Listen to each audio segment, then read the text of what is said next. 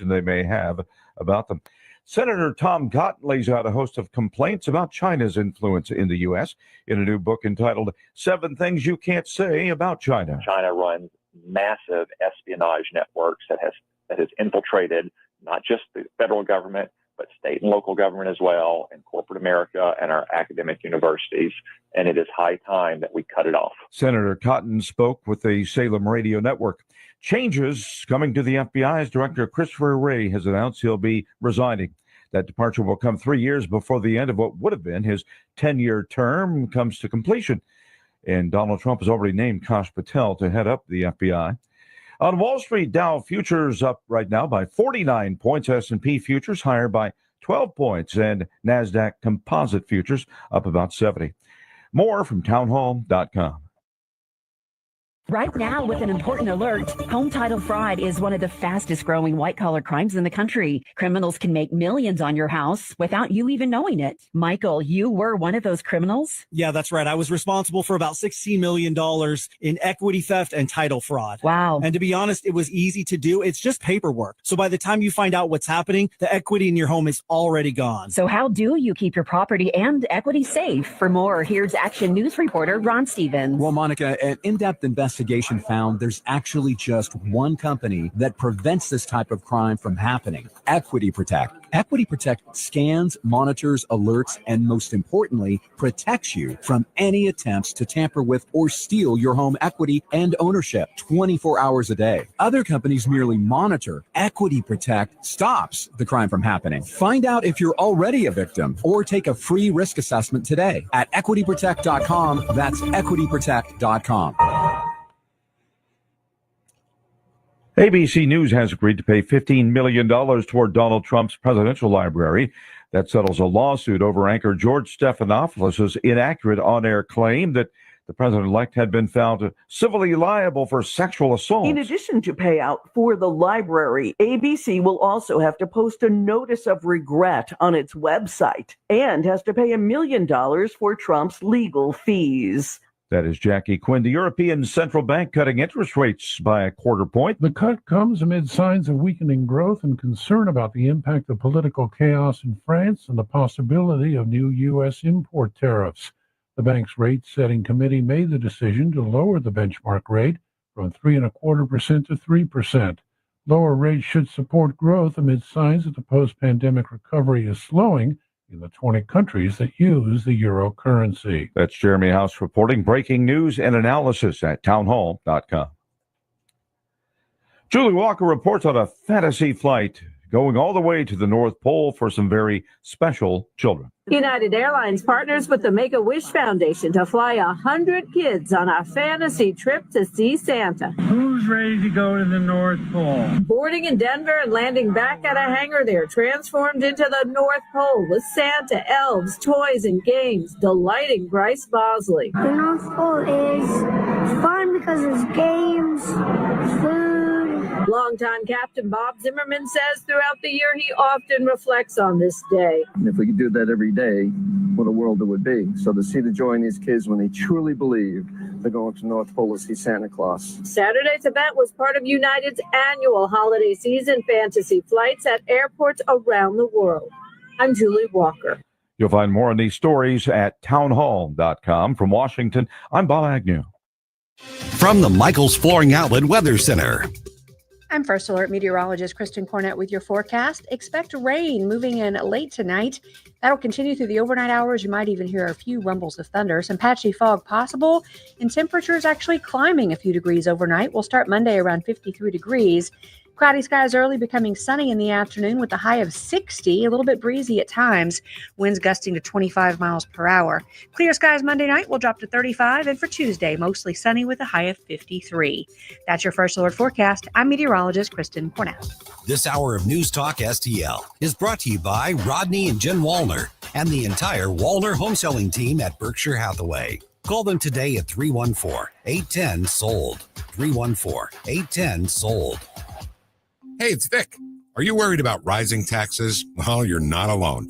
With government spending outpacing revenue, many Americans fear a tax hike is on the horizon. But here's the good news. you have options. Chris Cooper of Serenity Wealth Management specializes in tax-efficient strategies for income planning, legacy, and growth. Chris knows your money will go to one of three places: the government, healthcare, or your family and charities. Shouldn't your loved ones come first? Don't let Uncle Sam be your biggest beneficiary. Take control of your financial future today. Visit SerenityNowTax.com for your free copy of Chris's book, The New Holistic Retirement.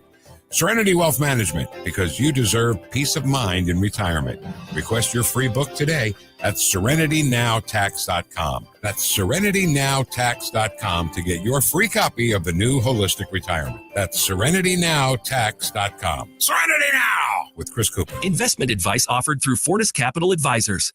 The news and talk. The president had long said he would not pardon his son. I said I abide by the jury decision. I will do that. That matters to St. Louis. We've been asked that question multiple times. Our answer stands. This is 101.9 and 94.1 News Talk STL. And this is the Fox News Rundown. Monday, December 16th, 2024. I'm Mike Emanuel. President-elect Trump has gotten off to a very fast start with his transition, selecting nominees for many top positions. After confirmation hearings and votes in January, then it will be all about advancing the Trump agenda. The president's agenda is the Senate's agenda, and we just got to get in and get it done. We're joined by South Dakota Senator Mike Rounds. I'm Chris Foster. Electronics under the Christmas tree can mean screen time battles and tech tantrums. Making sure that you have books on hand, crafts, puzzles, board games, if there's more than one child in the household. I think those alternatives are really important to keep them busy when their technology time comes to a close. And I'm John Rich. I've got the final word on the Fox News Rundown. In the new year, a new Republican-led Congress will be eager to get off to a fast start, advancing President-elect Trump's agenda. Utah Republican Senator Mike Lee talked about taking on some of the big priorities. We do plan to get to the extension of the tax cuts. There is a fair amount of technical work that has to be done in connection with the extension of the tax cuts, as well as advancing other priorities of President Trump in the tax code, like no taxes on cash tips for servers and so forth. And so the thought is we can do two in a year. Missouri Republican Congressman Jason Smith, who chairs the House Ways and Means Committee, had a different perspective on how to pass border and tax reform. I believe that the one package is the quickest and best approach to deliver these victories for the American people, and that's why we've been advocating for it. We're not advocating and disagreeing on the policies. It's just trying to move forward. For now, President-elect Trump's cabinet nominees are making the rounds on Capitol Hill ahead of confirmation hearings in January. But some allies of the president-elect have threatened primary challenges to GOP senators who vote against Trump nominees. West Virginia Republican Senator Shelley Moore Capito says that is not productive. We just won an election where the Republicans took the House, the Senate, and the president overwhelmingly. Why in the world are we shooting at each other and trying to divide another and threaten primaries? I think it's a useless exercise, quite frankly. I think what we should be doing is formulating how we're going to get tax reform, how we're going to close the border, how we're going to make better economic decisions, all the things that people voted on. Meanwhile, the drone drama continues. Spotted flying over New Jersey, New York, Pennsylvania, and it's apparently spreading. Congressman Jim Himes, the top Democrat on House Intelligence, expressed this concern. 10 years ago, none of us ever had heard of a drone, and now it is a very powerful piece of technology that can be misused. I guess what I'm saying is let's not jump immediately to Iranians, to Chinese, to Martians, and the government has a real responsibility to put more information out there so people better understand what the real dangers are. As lawmakers try getting answers for the American people. At any one of our military bases, the base commander has the ability to take action against any one of these drones. South Dakota Republican Senator Mike Rounds. I think there's a pretty strong belief that most of these are civilian drones. They're being operated by people here in the U.S. They're ones that you can get on the market. Most of them have got the appropriate lighting on them, so it's not like these are unique or anything. The question on it is what are they doing, and whether or not they're going to be trying to get into, invading people's privacy, and what their intent is. Are they trying to get information about select sites and so forth? I have not been happy with the way that the administration has not really come forward and just basically said, here's the deal. We could shoot them down if we needed to, but we simply haven't figured out anything that they've done that's bad yet. And but we have the capabilities right now. We could go in and we could take out any one of them, and we wouldn't have to even be kinetic. We wouldn't have to shoot them down. We've got other ways of doing it. But I think what they're concerned about is that unless they're actually doing something illegal, they're an item of interest, but they are not an item which is threatening anybody. So I think that's kind of the problem that they're having right now at the administration level. And I think they need to get their act together and basically come out and be more forthright to the American people and tell them, basically what they think these drones might be doing. And it doesn't appear that they are a threat to anybody, but nonetheless, a little more information would be very helpful to the public. Senator, earlier this year, you proposed a set of bipartisan artificial intelligence bills, such a hot topic these days. What are you looking to do as we enter a new Congress in a bipartisan way to kind of give some guardrails on the issue of artificial intelligence? Really good question. Artificial intelligence is here. It's not going away. The one thing that we want to make sure is that we are incentivizing the development of these really powerful capabilities here in the United States and not elsewhere. We want the private developers that are out there to work with the federal government so that our Department of Defense has access to these capabilities right now, and that we stay ahead of our adversaries in that regard. We use it right now on our ships to do our defensive capabilities. We use it in our space operations today.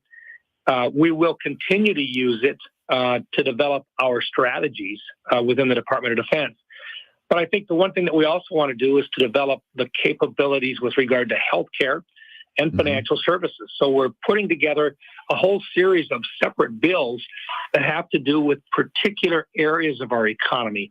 And so rather than one great big mega bill, we had kind of decided that we would use the expertise that you find in the different committees, whether it be the Commerce Committee, the Judiciary Committee, Health and Human Services, the Department of Defense, the Intel Committee, with each of them responsible for looking at where artificial intelligence could impact the areas of interest for their particular committee. So in the Department of Defense, we've directed that AI capabilities be used with regard to our planning and so forth. And one of the best examples is within, our shipyards and so forth, using AI to actually make our shipyards more efficient and directing DOD to incorporate that. The same thing with our armories and so forth, and the planning for getting our munitions back in order so that the supply chains are coordinated better than what they are today. All of these can be improved using artificial intelligence. At the same time, healthcare, we know that if we incorporate this ability to make high-speed decisions and to integrate huge amounts of data in a very short period of time, the vast majority of some of the most serious illnesses that inflict or that we pay for at the federal level, but that also really inflict a lot of human misery, we can either delay the onset of them or we can cure them. And a lot of that can be done within a 5-year period of time. So we're very excited about it. And we don't want our adversaries to get ahead of us. We need to be one step ahead of them at all times. Now let's look ahead to the second Trump administration. The president-elect has some appointees that have to get through the Senate that are facing what are expected to be tough confirmation proceedings. How are you feeling about those nominees like Pete Hegseth, RFK Jr., Tulsi Gabbard, and Kash Patel? I think the president really, he's way ahead of the ball game with regard to the number of nominees that he's already got, in front of the public, and that's going to help get them done. We can't actually start on the open hearings and so forth until after we reform in January. But to be able to go in and to meet personally with all these folks has been very helpful. I've had really good meetings so far with Pete and with Tulsi. I expect that we're going to have a number of other goods. Mr. Ratcliffe, I had a good meeting with. And there's a part of this process that I think sometimes gets kind of lost in the translation. It looks like Republicans are being critical of the president's noms. It's really not being critical of them. It's more on the lines of what can we do to help coach or advise them in getting through the public process of open hearings. Because our Democrat colleagues are going to be, on attack, and they're going to be asking really hard questions. Part of what our role is in the Senate is to be kind of that advisor or that coach in terms of the issues that they're going to face in front of the public and what they can do to maintain a very good, healthy public front in these hearings. And so what we try to do is go in advance, meet with them privately, ask hard questions of them, and give them advice about how they should perhaps be prepared to respond to those in a public setting. And some of those allegations that have been made or some of the criticisms that have been leveled against them, if they take their time and they work with their advisors, they can do a really good job of responding to them in the public. And that way a president is not embarrassed by any one of these individuals, and it makes it a whole lot easier to get bipartisan support for them. So that's our goal. We've got a lot of work to be done in a very short period of time. And it's one of the reasons why Senator Thune has laid out a very aggressive work schedule that we haven't seen in quite a while in the Senate. Some allies of the president-elect have taken to threatening senators online about possible primary challenges when they raise a concern or a question about a particular nominee. Is that kind of a dangerous thing, considering you all need to remain unified to get the Trump agenda passed? Yeah, we all of us face, political threats of having a primary. That's a normal part of the process that we've all faced in the past. The challenge for us is to keep the entire team together and to identify those times in which the allegations simply aren't fair. And a really good example was Joni Ernst, who is a really solid member of our conference and who has been a loyal member to getting President Trump's agenda in place. And she was aggressively attacked by outside groups threatening her, suggesting misinformation that, that basically she was giving Pete a hard time because she wanted the job. And that simply is not true, and it never should have been allowed to get out. And people need to come to her defense in that kind of a case, because the far-right groups that were doing this, thinking they were helping the president, made it a lot more difficult for her to get her work done while asking legitimate questions about allegations that Pete, needs to be able to answer in a public forum.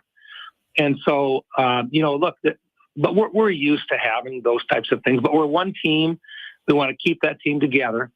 And, once again, there are better ways to approach this the way that some of the far-right groups have tried to do.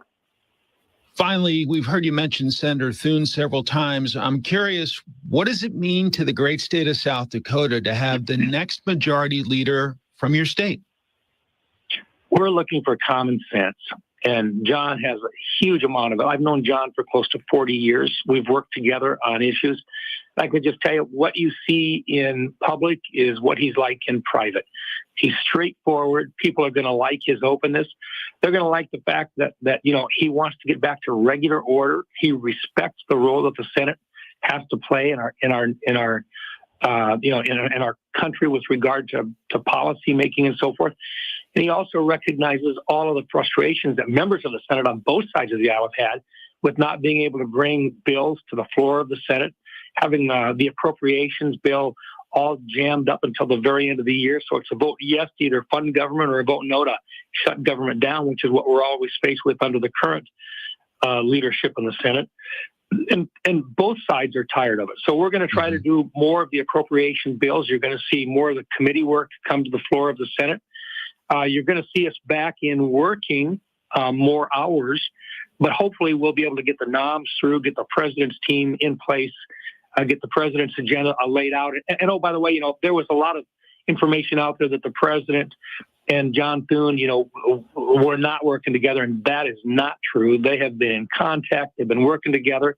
The president's agenda is the Senate's agenda, and we just got to get in and get it done. So we're optimistic. This is the right direction for America to go, and we want to get those tax policies back in place and extended so that we don't have a huge tax increase. That's really important. And also what the president wants, which is to have a lethal Department of Defense. That's right on the agenda as well. And we'll do that before President's Day of this year. So, yeah, John Thune is the right guy to run the Senate, and he'll bring people together. Senator Mike Rounds of the great state of South Dakota, my best to you and your family this Christmas season. Thanks for your time, sir. Thank you, sir. This is News Talk STL at 1019, 94.1 and newstalkstl.com.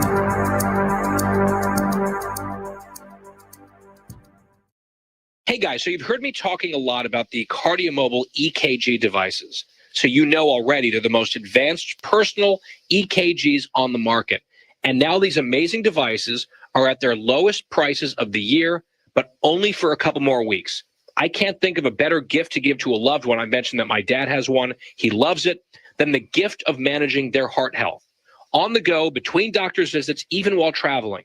These things let you take a medical-grade EKG in just 30 seconds, right on your phone, and now you can get one, listen to this, for just $69. They can even detect AFib, which is a leading cause of stroke. I'm telling you, these prices are not going to last. $69 for the best-selling KardioMobile device. There's no better gift for yourself or a loved one, and at this price, there's no better time than right now. Go to Kardia.com, KARDIA.com, or Amazon, and order your KardioMobile today. Sponsored by AliveCor. Are you paying too much for term life insurance? There is a tremendous price war in the term life industry. Rates have dropped dramatically in the past few years. For example, a man aged 45, non-smoker, can get $1 million of coverage for $75 per month, level rate for 10 years. Or a man aged 50, non-smoker, can obtain $500,000 of coverage for a monthly premium of $110, level rate for 20 years. That's right, guaranteed level rate for 20 years. If you're a smoker, we have great rates available for you as well. At Term Busters, we specialize in policies of $500,000 and above. If you're looking for new or replacement term life insurance, call today for a quote. 1-800-908-7636. You're probably paying more than you should. Call 1-800-908-7636. Remember, 1-800-908-7636. Sample rate quotes based on preferred non-smoker rate class. Exam required. Colombo and Company. On Monday, we'll get you up to speed on all the important news you need to start your week, plus Virginia Cruder from the Daily Wire at 2:20 and tech expert Mike McCleary at 3:05. Live and local, weekdays at 2 on News Talk STL. Replacing your roof is always a big deal and a big decision. That's why I want you to call my friends, the folks that we've trusted with our homestead, Eureka Contracting and Roofing. 636-938-ROOF. That's 636-938-ROOF. They are veteran-owned, over 30 years of experience in the construction and insurance industry. They'll replace 100% of your roof, siding, fascia, and gutters. They'll come to you with a personal consultation. Give them a call anytime that Mother Nature strikes you. 636-938-ROOF. Available 24/7 at eurekacontracting.com. That's eurekacontracting.com. Hi, Sean Long with STL Fenceworks. Our company realized another extraordinary year of great business. I thank God for engineering our success and for this great nation and all the blessings it offers those who persevere and work hard. Second, I want to personally thank the great customers who put their faith in our company to make their home and backyard dreams a vision fulfilled. STL Fenceworks doesn't exist without you, and I'm humbled and grateful for your patronage. I also want to thank all my great employees. You're the backbone of STL Fenceworks. You make my vision a reality. I'm truly honored to work amongst such fine people. Finally, as the year ends, I want to remind everyone to take time to enjoy the season. Embrace your family and friends, count the blessings in your life. Reflect on the important things, and don't forget the true meaning of Christmas. When a baby was born, Jesus, our Savior. On behalf of everyone at STL Fenceworks, have a very Merry Christmas and a blessed and prosperous New Year. Tim Jones here for Comprehensive Chiropractic in Eureka, the premier chiropractic and sports performance facility in the region. They've helped me recover from day-to-day aches and pains for years. And here's something special, personal training programs. Whether you're an athlete committed to increasing performance, recovering from an injury, or just want to get healthier and lose weight, their personal training programs will help you reach your goals and stay there. Comprehensive Chiropractic in Eureka, online at cchiropractic.com. That's cchiropractic.com. News, analysis, opinion. Thank you for taking my call. Thank you very much for taking my call. Every day, something new. No one else is really talking about this. I'm glad you're fired up about it, too. Trump's doing the right thing. You know, there's so many issues. It's over. I think you're politically wrong. Very upset. I will have to agree with you. You're one of the sweetest guys in the world. For a guy who's so bad on politics. 101.9 and 94.1. Your platform is like really, really important to us. St. Louis is #1 for conservative talk. News Talk STL. Deportes, and available at noticias.foxnews.com, the Fox Noticias YouTube page, and Fox Nation. Or listen and follow the podcast at foxnewspodcast.com or wherever you get your favorite podcasts. Now, a look at what's happening from the Fox News Rundown. Good morning. It's Monday, December 16, 2024. I'm Ted Lindner, and this is the Fox News Rundown. Some of President-elect Trump's cabinet picks have been swarming Capitol Hill to meet with senators ahead of their confirmation hearings. In the private settings that we have right now, it's a great opportunity to get to know the folks, make them feel comfortable, but then also give them, as they say within the constitutional things, advise and consent. South Dakota Senator Mike Rounds telling Fox's Sunday Night in America with Trey Gowdy how those private meetings with the candidates go. President-elect Trump taking office in 1 month and 4 days from now. I'm Ted Lindner with the Fox News Rundown. This is the Fox News Rundown. This is News Talk STL on 101.9, 94.1, and newstalkstl.com. This is Larry Connor's commentary on News Talk STL. I'm going to propose something that might frighten you. So there, I'm warning you. This could be more frightening than any chainsaw massacre movie you've ever seen. And in fact, you and your family would be in this. All right, well, here's what I've been thinking. What would be happening and what would happen if Trump had lost the election? Regardless of how he lost, fair or rigged, what would change? That is a frightening thought, right? What our nation would look like after another 4 years of progressive policies, open border, promoting sexual mutilation of our children, it truly would have been the end of our nation. Look around. What you see now would not exist. The people you think you know, you don't. Those who seem to be friendly really are your enemy. But Trump did win. We all win. And even the progressives will benefit by a Trump economy, national stability, closed borders. We will be a world leader again. This last election truly was the most important election in our nation so far. Get more Larry Connors on Larry Connors USA. Tonight at 6 on News Talk STL. Hi, it's Chris Arps, and I've been a customer of Royal Banks of Missouri for many years. They are a full-service, locally owned and operated community bank with 17 locations throughout the St. Louis area, including locations in Hannibal, Jerseyville, Granite City, as well as 2 locations in St. Charles. Royal Banks offers Missouri a full range of financial services covering all of your personal and business banking needs, as well as access to over 200 ATM locations.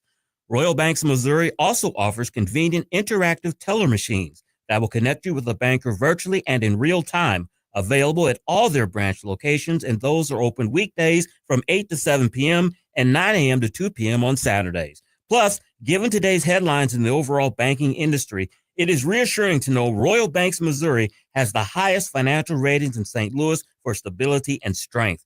That's Royal Banks Missouri, the community bank for your community. Visit them on the web at royalbanksofmo.com.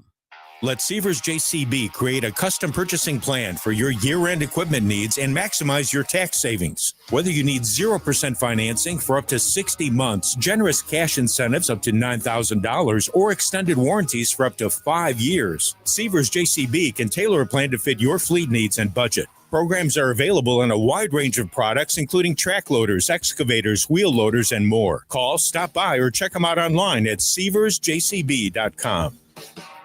Tony Colombo here for the cleaning pros at Zero Res, the team we trust with keeping our home clean and healthy. And the folks at Zero Res know how important it is to you to have a clean, healthy home this holiday season. And that's why they have this great offer for you right now. Book a cleaning with Zero Res and mention the Colombo special, and you'll get 3 rooms of carpet cleaned starting at just $129. Plus, you can take $75 off an air duct cleaning. Again, just mention the Colombo special when you call 314-474-2020 or when you book online at ZeroResSTL.com. The O'Reilly Update, brought to you by Seavers JCB. Visit them at their St. Peter's location. Bill O'Reilly here, and I'm warming up. Stand by for the O'Reilly Update Morning Edition. But first, are you feeling the impact of the recent changes in the timeshare industry? My friends at Lone Star Transfer are the only company I trust to help you. For more than a decade, they have successfully helped over 20,000 owners get out of their timeshare with an A+ rating at the Better Business Bureau. Customer service is their priority. For a free consultation and a guaranteed solution, 855-551-7066 or go to LoneStarTransfer.com. On this Monday, let's call the movie Trumpy 4. Time Magazine has named Donald Trump Person of the Year. Predictable, because he is Person of the Year with his dramatic political comeback. And if you look at the complete saga from top to bottom, it is like Rocky. Yo, Adrian. The contender wins the title, 2016. Then he gets knocked out in 2020. Then they try to put him away forever, and he comes back from that with the cases, the criminal cases, and the smearing by the press, and on and on. And then the ultimate Trump before he wins the presidency again. What a flick. Now, I think Donald Trump's political comeback is the strongest political movement in our history ever. And it has to do with a man who simply would not stop. And that is the lesson for every American, whether you like Trump or not. If you are relentless in the pursuit of your goals, you are much more likely to succeed. Most people give up when they get hammered down. Trump almost got killed, defiant to the end, and he emerges the most powerful man in the world once again. Back in a moment. If you own a vehicle with less than 200,000 miles, listen up. Car Shield is a low-cost monthly vehicle protection plan now available to you. This protection plan is at an all-time low price. Please call 800-925-7584 for a free quote. Drivers who activate today will also receive free roadside assistance and towing at no additional cost. That is 800-925-7584 right now. That is the Morning O'Reilly Update. More analysis later on. From the Michaels Flooring Outlet Weather Center. I'm First Alert meteorologist Kristen Cornett with your forecast. Expect rain moving in late tonight. That'll continue through the overnight hours. You might even hear a few rumbles of thunder. Some patchy fog possible, and temperatures actually climbing a few degrees overnight. We'll start Monday around 53 degrees. Cloudy skies early, becoming sunny in the afternoon with a high of 60, a little bit breezy at times, winds gusting to 25 miles per hour. Clear skies Monday night will drop to 35, and for Tuesday, mostly sunny with a high of 53. That's your First Alert forecast. I'm meteorologist Kristen Cornett. I heard the call to serve, so I answered. I earned a title and discovered my purpose. I found belonging, an unbreakable bond with my fellow Marines. We fought to overcome adversity together in defense of our nation and its people.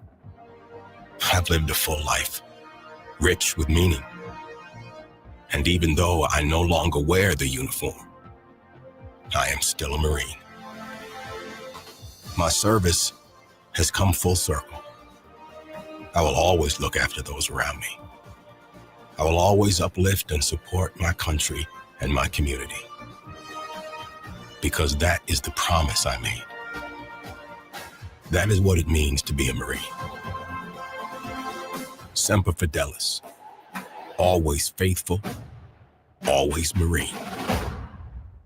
I think we should be able to have a civil conversation. The news and talk that matters to St. Louis. This conversation has completely made me crazy. This is complete insanity. News Talk STL. Watch us on our live stream using Rumble, Facebook, and Twitter. Having your first cup of coffee? Mike's on his third.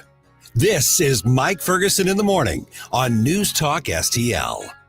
How unified are Republicans in the U.S. House considering such a narrow, tiny, slim, minute majority? I'm trying to think of some more adjectives, but you know what? It's pretty early right now. Well, we're going to find out. We're going to talk to Congressman Mike Bost a little bit later on in the morning. That's going to be around 8:35. So you know what you may want to come back for that one if you're in and out like a lot of people are. Hey, good morning. Mike Ferguson here. Hope you had a fantastic weekend. You know, last week, interesting conversation. Brad Holbrook, state representative in the Illinois legislature, of course, part of the Freedom Caucus as well. We were talking to him about it's not even just the bad state of the economy and politics in Illinois. It's J.B. Pritzker's ambitions for maybe the presidency running over the top of what Illinoisans need. And how can a small minority of Republicans fight back? Well, he's got some ideas, but man, is he realistic. Here's what's happening in the fight for freedom and a decent economy on the east side of the river in our listening area. Here's what Brad had to say. I have a feeling the governor is going to keep you pretty busy. First and foremost, we're seeing one of the natural results of left-wing leadership, and that is a massive budget deficit in the state. But at the same time, the governor, J.B. Pritzker, is announcing a bunch of goodies he wants to hand out to people for government to take care of people. Where is this money coming from, and how is this going to be something that can be pulled off with a state that's already just absolutely, bleeding out money and people like crazy? Well, that's a great question, and it's great to be back with you today. So, the governor, since the election, is busy trying to Trump-proof Illinois and trying to push back against the new border czar, Tom Homan, to restore law and order to the state. But to your point about the budget situation, so under Governor Pritzker, his budgets have ballooned over 30%, outpacing inflation by 50%. And it's added over, I think it's $13 billion to the budget. And then his own office just a few weeks ago announced budgets that were going to be nearly $60 billion, a $23 billion deficit over the next 5 years, $3.2 billion in this next fiscal year that the budget is being or will be worked on this spring. So he has lots of things to grapple with. I don't know where the money's going to come from. I was a part of a panel of Appropriations Committee panel the second week of veto session there mid-November, and it was a bipartisan panel, and the Senate Appropriations leadership says that tax increases are not on the table as of now. Well, that's something. Yeah, so they're not on the table right now. Yeah. So you got to listen to every word they say, because I think they have flipped over every seat cushion and pillow looking for every nickel and dime they can find, and I think they're out of places to go without coming back to the taxpayer and hitting the taxpayer a little bit harder. Well, and this week, Governor Pritzker, for instance, laying out all these things, he wants to, make housing more affordable through government help. And if I read the story right, wants to somehow have the state involved in helping pay off student debt for some Illinoisans. I mean, what in the world what kind of economic thinking other than somebody who's, wanting to run for president in a few years? Where could this there's that component of it. And, this never works out. And we understand, right, there's a compassionate side of government and there's a common sense side of government. And anytime that gets out of balance, you see things go a different, an improper direction. And I think that's what we've seen in the United States under Democrat presidents. We see that in the state of Illinois under Democrat governors. They become way too compassionate for what the taxpayers can afford. They don't understand or don't care about common sense. I mean, that's part of the Freedom Caucus mantra is truth, logic, and common sense. And that is just so void in the capital or in the state of Illinois. And that's what we have kind of stated or laid out our mission is to restore those things. Morning, Brad. Gabe Pfeiffer here. J.B. Pritzker has also been virtue signaling quite a bit on the whole illegal alien thing, as you mentioned, trying to Trump-proof the state against the coming deportations.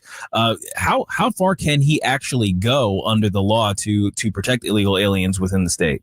Well, that's a great question also, and I think we're just seeing a whole lot of saber rattling right now. Again, my money is going to be on border czar Tom Homan here as president comes in January 20th. I think he has the tools. I think Governor Pritzker is kind of just making these statements to kind of maintain his position to get ready, whether it's a presidential run or whether it's, running for governor again, whatever the case might be, he's trying to stake out his territory. I don't know what he can do. I'm personally, in some matters, I don't think the law matters to these guys. I mean, we were under 3 years worth of continuing emergency orders. We believe that the Constitution and statute clearly lays it out that the governor has 30 days of emergency powers. And yet we operated the state over 3 years under the governor's emergency powers. So I think he's just going to do and say what he wants to do and say and see how far it goes. I think it's going to be an interesting spring, without a doubt. We are visiting with State Representative Brad Holbrook from the Illinois Freedom Caucus. And just to follow up on that, I mean, there's a lot of speculation that he's wanting to get into the 2028 race, because when you're talking about, I want to protect illegal immigrants in the state that are causing such a massive crisis in Chicago and in other areas, this can't be popular with actual Illinois voters and Illinoisans, I wouldn't think. I mean, it looks like he's almost campaigning to the rest of the Democratic base around the country, more so than the actual residents of Illinois. Well, I think that's right. And we've seen, we've seen the budget pressures, right? It was $1.2 billion tax hike when we can go to the budget and actually see $1 billion worth of spending on illegal aliens. That's just the part that we can see. All the other stuff that's buried in there that we can't really sort out, but we know where it probably is going to end up is the illegal aliens. The people of Illinois that pay the freight to live here to fund this operation is tired of it. The citizens of the city, the sanctuary city, Chicago, are tired of it. We've seen continued outcry by the citizens of Chicago at council meetings, and it continues to be that way. They're all tired of it. Fast forward, I guess, to a couple of days ago, I watched a brief bit of a congressional hearing, and there was an expert there that testified that the sanctuary states or sanctuary cities that harbor these criminals are disastrous to the communities they live in. So, I don't understand. Well, it's just difficult to understand the liberal mindset. I don't think there's any way to figure that out. Well, and I saw, and I don't remember if it was the Freedom Caucus or it was the Illinois Republican Party that posted the observation. J.B. Pritzker says, we're going to order law enforcement to not cooperate, and basically telling how local and state law enforcement is going to, help the illegal immigrants. And somebody pointed out, this is the same law enforcement throughout the state of Illinois that's told J.B. Pritzker to pound sand on other directives that he's had. So it is possible that there could be prosecutors and law enforcement that say, no, we're going to uphold the law, whether or not the governor wants us to or not. Right. And I think it's an interesting, and I hope this parallel comes together. The governor under the coronavirus lockdowns threatened schools and other things with withholding funding and doing all kinds of legal things if they continue to operate schools or businesses that were deemed, non-essential to stay open. He threatened all kinds of things then. But now when the shoe's on the other foot, he has a different mindset. So where this is all going to go and how this is all going to play out is going to remain to be seen here. But, I'm just not sure where the showdown's coming. Okay, so you just mentioned it's going to be an interesting spring in the assembly. Obviously, Republicans greatly outnumbered. What are the priorities as far as what Republicans, Freedom Caucus in particular, but Republicans in general, are focusing on, making your priority? Maybe that's what you can get done and do, or maybe it's what you can stop from getting done, because it's just a whole different dynamic in Illinois than it is in some other states. Yeah, so we'll be rolling out our legislative agenda here right after mid-January. We get sworn in on the second Wednesday, January the 8th. The governor's budget speech will be February the 19th, I believe it is. But I think, the big picture is restoration of common sense to Springfield, to the policy making that goes on. And I think we start by messaging the way things are being done, the way things are supposed to be done, but yet in reality, how it really gets done. And I think that's vital. And I think people are getting stirred up and are engaging more and more. I mean, I see it every day. They're engaging more and more. They're tired of this stuff. And so, I think stuff as simple as increasing the estate tax to match the federal number. I mean, I think Illinois is one of 6 states in the nation that still have any kind of an estate tax. And that's real money to people that have an estate over $4 million. So it continues to drive people out of the state. It's not a lot of people, but it is some people, and it matters to them.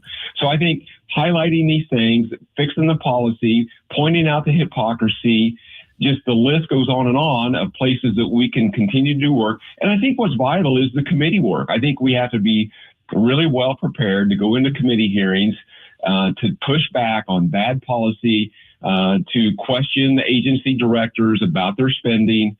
These things are vital to trying to restore some common sense in the state of Illinois. All right, man, you're doing the hard labor out there, you and your colleagues, Brad. So really appreciate you keeping up the fight here.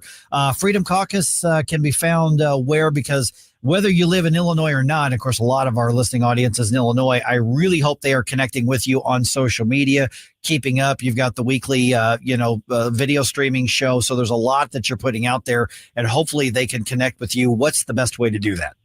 Yeah, so IllinoisFreedomCaucus.org. You can find us on YouTube, do the same, the Facebook, the X. Those are probably the best sources. We do have a Substack that goes out with weekly highlights that will direct you back. Again, that weekly Tuesday night roundtable that's at 7 o'clock nearly every week, unless we're wrapped up in Springfield or something. And if, we just can't because of scheduling conflict. These are kind of important ways to find what we're talking about. And as always, we just really appreciate when people tune in and share and like that content. Help us to kind of further the message. All right, we got a lot of ground to cover here. Let's talk about it. 314-912-1019. This is 1019 and 94.1 News Talk STL. Like and subscribe to us on Rumble. News Talk STL. Get up, St. Louis. It's Mike Ferguson in the morning.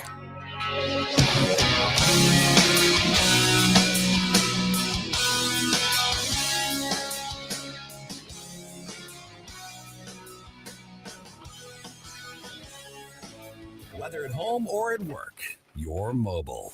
So when you're mobile, stay mobile. Keep St. Louis's home for conservative talk with you wherever you go. Download the News Talk STL app in the App Store or at newstalkstl.com.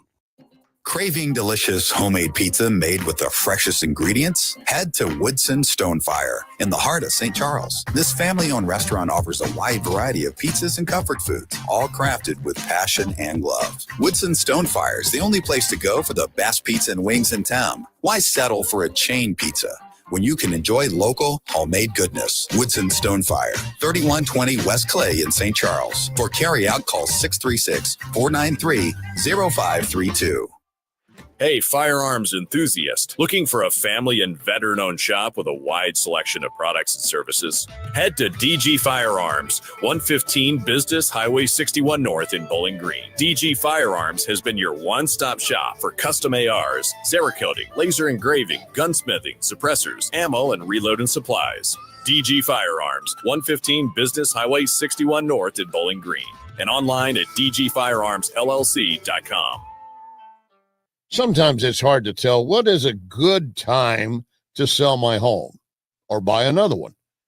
You need expert help? I've got them for you. Jen and Rodney Wallner, a wife and husband team, the Wallner Home Selling Team at Berkshire Hathaway. They have so many approved home buyers, they can guarantee you an offer on your home. In fact, they sell 15 times more homes per year than the typical realtor. Licensed in Missouri and Illinois. And here's a phone number for you. Call them, discuss it with them. 314-810-SOLD. 314-810-SOLD. Those last 4 letters, sold, that's what will be in front of your home if you're looking to sell it. Jen and Rodney Wallner, the Wallner Home Selling Team, Berkshire Hathaway, 314-810-SOLD. Jen and Rodney Wallner. News, analysis, opinion. You know, they're literally taking the Constitution and putting it in a paper shredder. News Talk STL.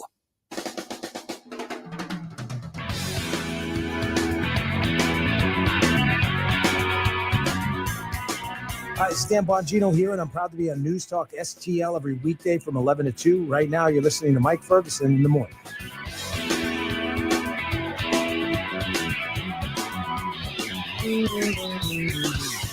All right, this is the question that's on everybody's mind. Okay. Because we do the hard-hitting topics on this program. Right off the top of the show. What do you do if the drones show up here? What are you going to do about the drones? I think I would probably be kind of stunned. I'd probably just stand there gazing at them, trying to figure out what's going on. Well, there are enough people who are saying, I know what I'd do. Shoot them down. Yep. Folks in the South especially. Oh, yeah. Did you see hilarious. Did you see the Babylon Bee? No, I did not. It said it was something about drone sightings stop once they got over Texas. All right. Somebody actually did a story on it locally here. It's like, well, can you shoot them down? I'll get into that here in just a minute. 5:52 right now. Don't forget, if you have not subscribed to our podcast, what you doing? Come on, subscribe to those. News Talk STL, or you can subscribe to the Mike Ferguson in the morning slate of those podcasts. You get every hour of the program. Listen to it anytime you want. And, of course, we pull out the interviews and particular highlights throughout each show so that you can get either a best of or you can send those discussions. Like, for instance, we're going to talk in a little bit to Congressman Mike Bost. That's something that probably a lot of your friends and colleagues are going to want to hear. So be sure to subscribe to that right now. You can do it right now. All right. Let's see here. Quick question here. I figure, there's a lot to talk about when it comes to the Christmas season. Christmas Eve is 1 week from tomorrow. Oh boy. Can you believe that? No, I can't. Wow. So here's my first question of the Christmas season. I'm just calling it because I'm very creative. Mike's question of the Christmas season, part 1. Okay. So should I start looking around and thinking about buying presents for people at this point? No, I don't know. I don't know.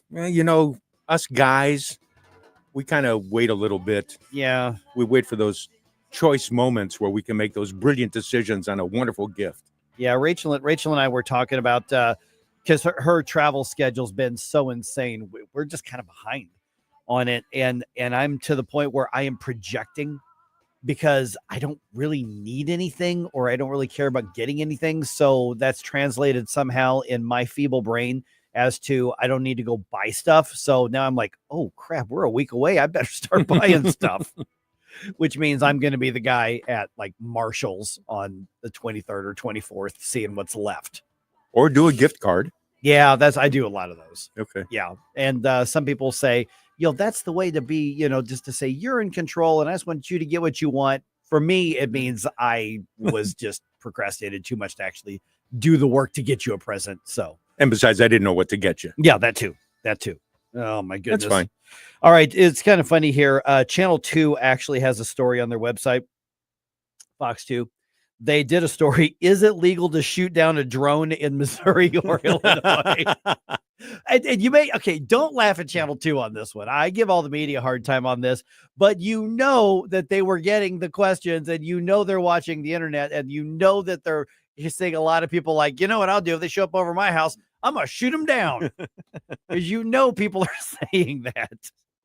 So in case I would encourage you to go ahead and check out the story. But here is from their assessment of the laws and the experts they talked to. Because there are a lot of drones. It's not even just the big Volvo-sized ones that are out in Maryland and New Jersey. And they are spreading to other states. Yeah, they're seeing them in other places now. Pennsylvania, New York. These things are big. When they said drones are spotted, I'm like, I see drones flying around sometimes. Drones are everywhere now. But I didn't realize how big these things are. I can't fathom an SUV-sized goodness. Okay. drone. So here's the thing: drones are actually apparently federally regulated. This is like an FAA thing, Federal Aviation Administration thing, and drones are considered aircraft, which means they're covered under the laws of aircraft, which means you can't shoot at them. Now, Missouri and Illinois both have state laws, and then there are local laws as well about recklessly shooting your guns, which even the most hardcore Second Amendment pro-gun guy like myself, yeah, you're responsible if you fire a gun, and you don't know where the bullet's going. So suffice it to say, it is illegal to shoot at drones with firearms. Now, if you think you can hit them with something like a, I don't know, beanbag gun or a net or whatever, and I say go fishing, give it a shot, proverbially and literally. But as far as like firing your firearms, you're not supposed to do that. And from the other end, from the FAA, and for instance, you can't fly them under the arch. Right. You can't fly them in certain areas. Correct. And so, yeah, there are rules, but firearms, yeah, that's kind of iffy. Because that if these things, here's what's so weird about this thing with these drones. I mean, I took a day off on Friday, and the drones thing was kind of bubbling up. I mean, it was already in the news, but we were kind of laughing at it. And now it's getting bigger and bigger, and they're spreading, and still nobody seems to know where these things are coming from. People are going to start freaking out over them. I mean, they really are. I mean, not necessarily going to be a War of the Worlds type situation, but we don't need to go back to that. But which, by the way, took place in New Jersey for folks who. Oh, that was set in New Jersey. I believe so. Oh my goodness. Yeah. We'll have to ask Gabe about that. Bottom line, don't shoot at the drones with your rifle. No, don't do it. Bad idea. If you hit it, good shot. But if you don't, you're probably in a lot of trouble. Just saying, don't do that.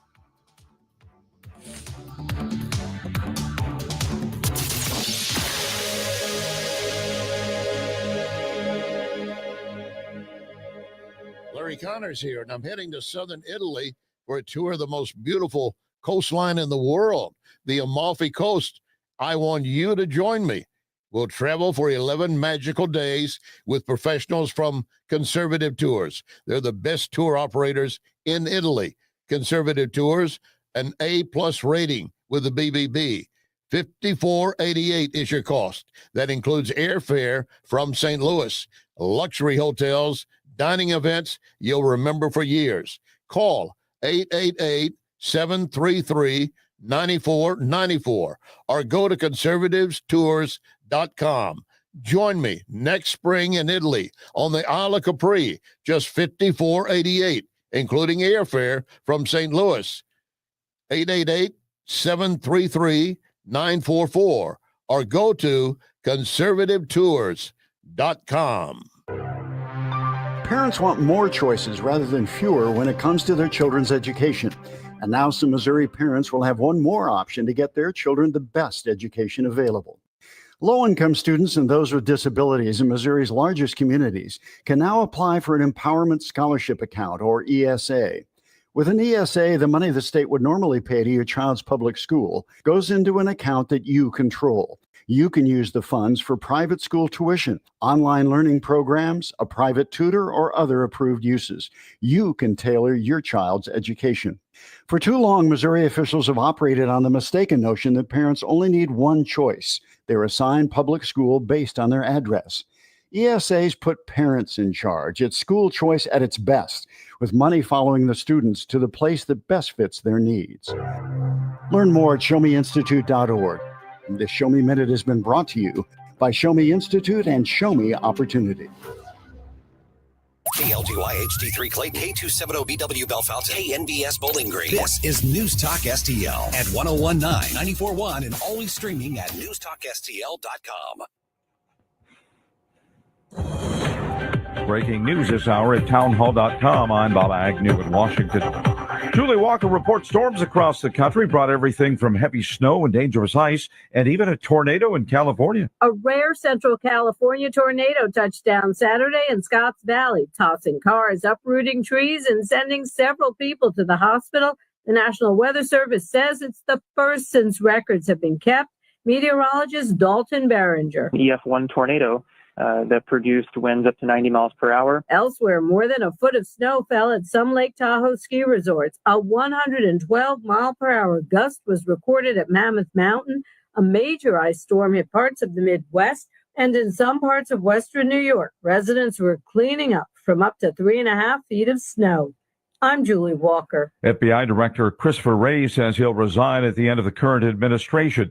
His January 20th departure will cut short his 10-year term by 3 years. Correspondent Jackie Quinn reports on holiday trends at small shops this year.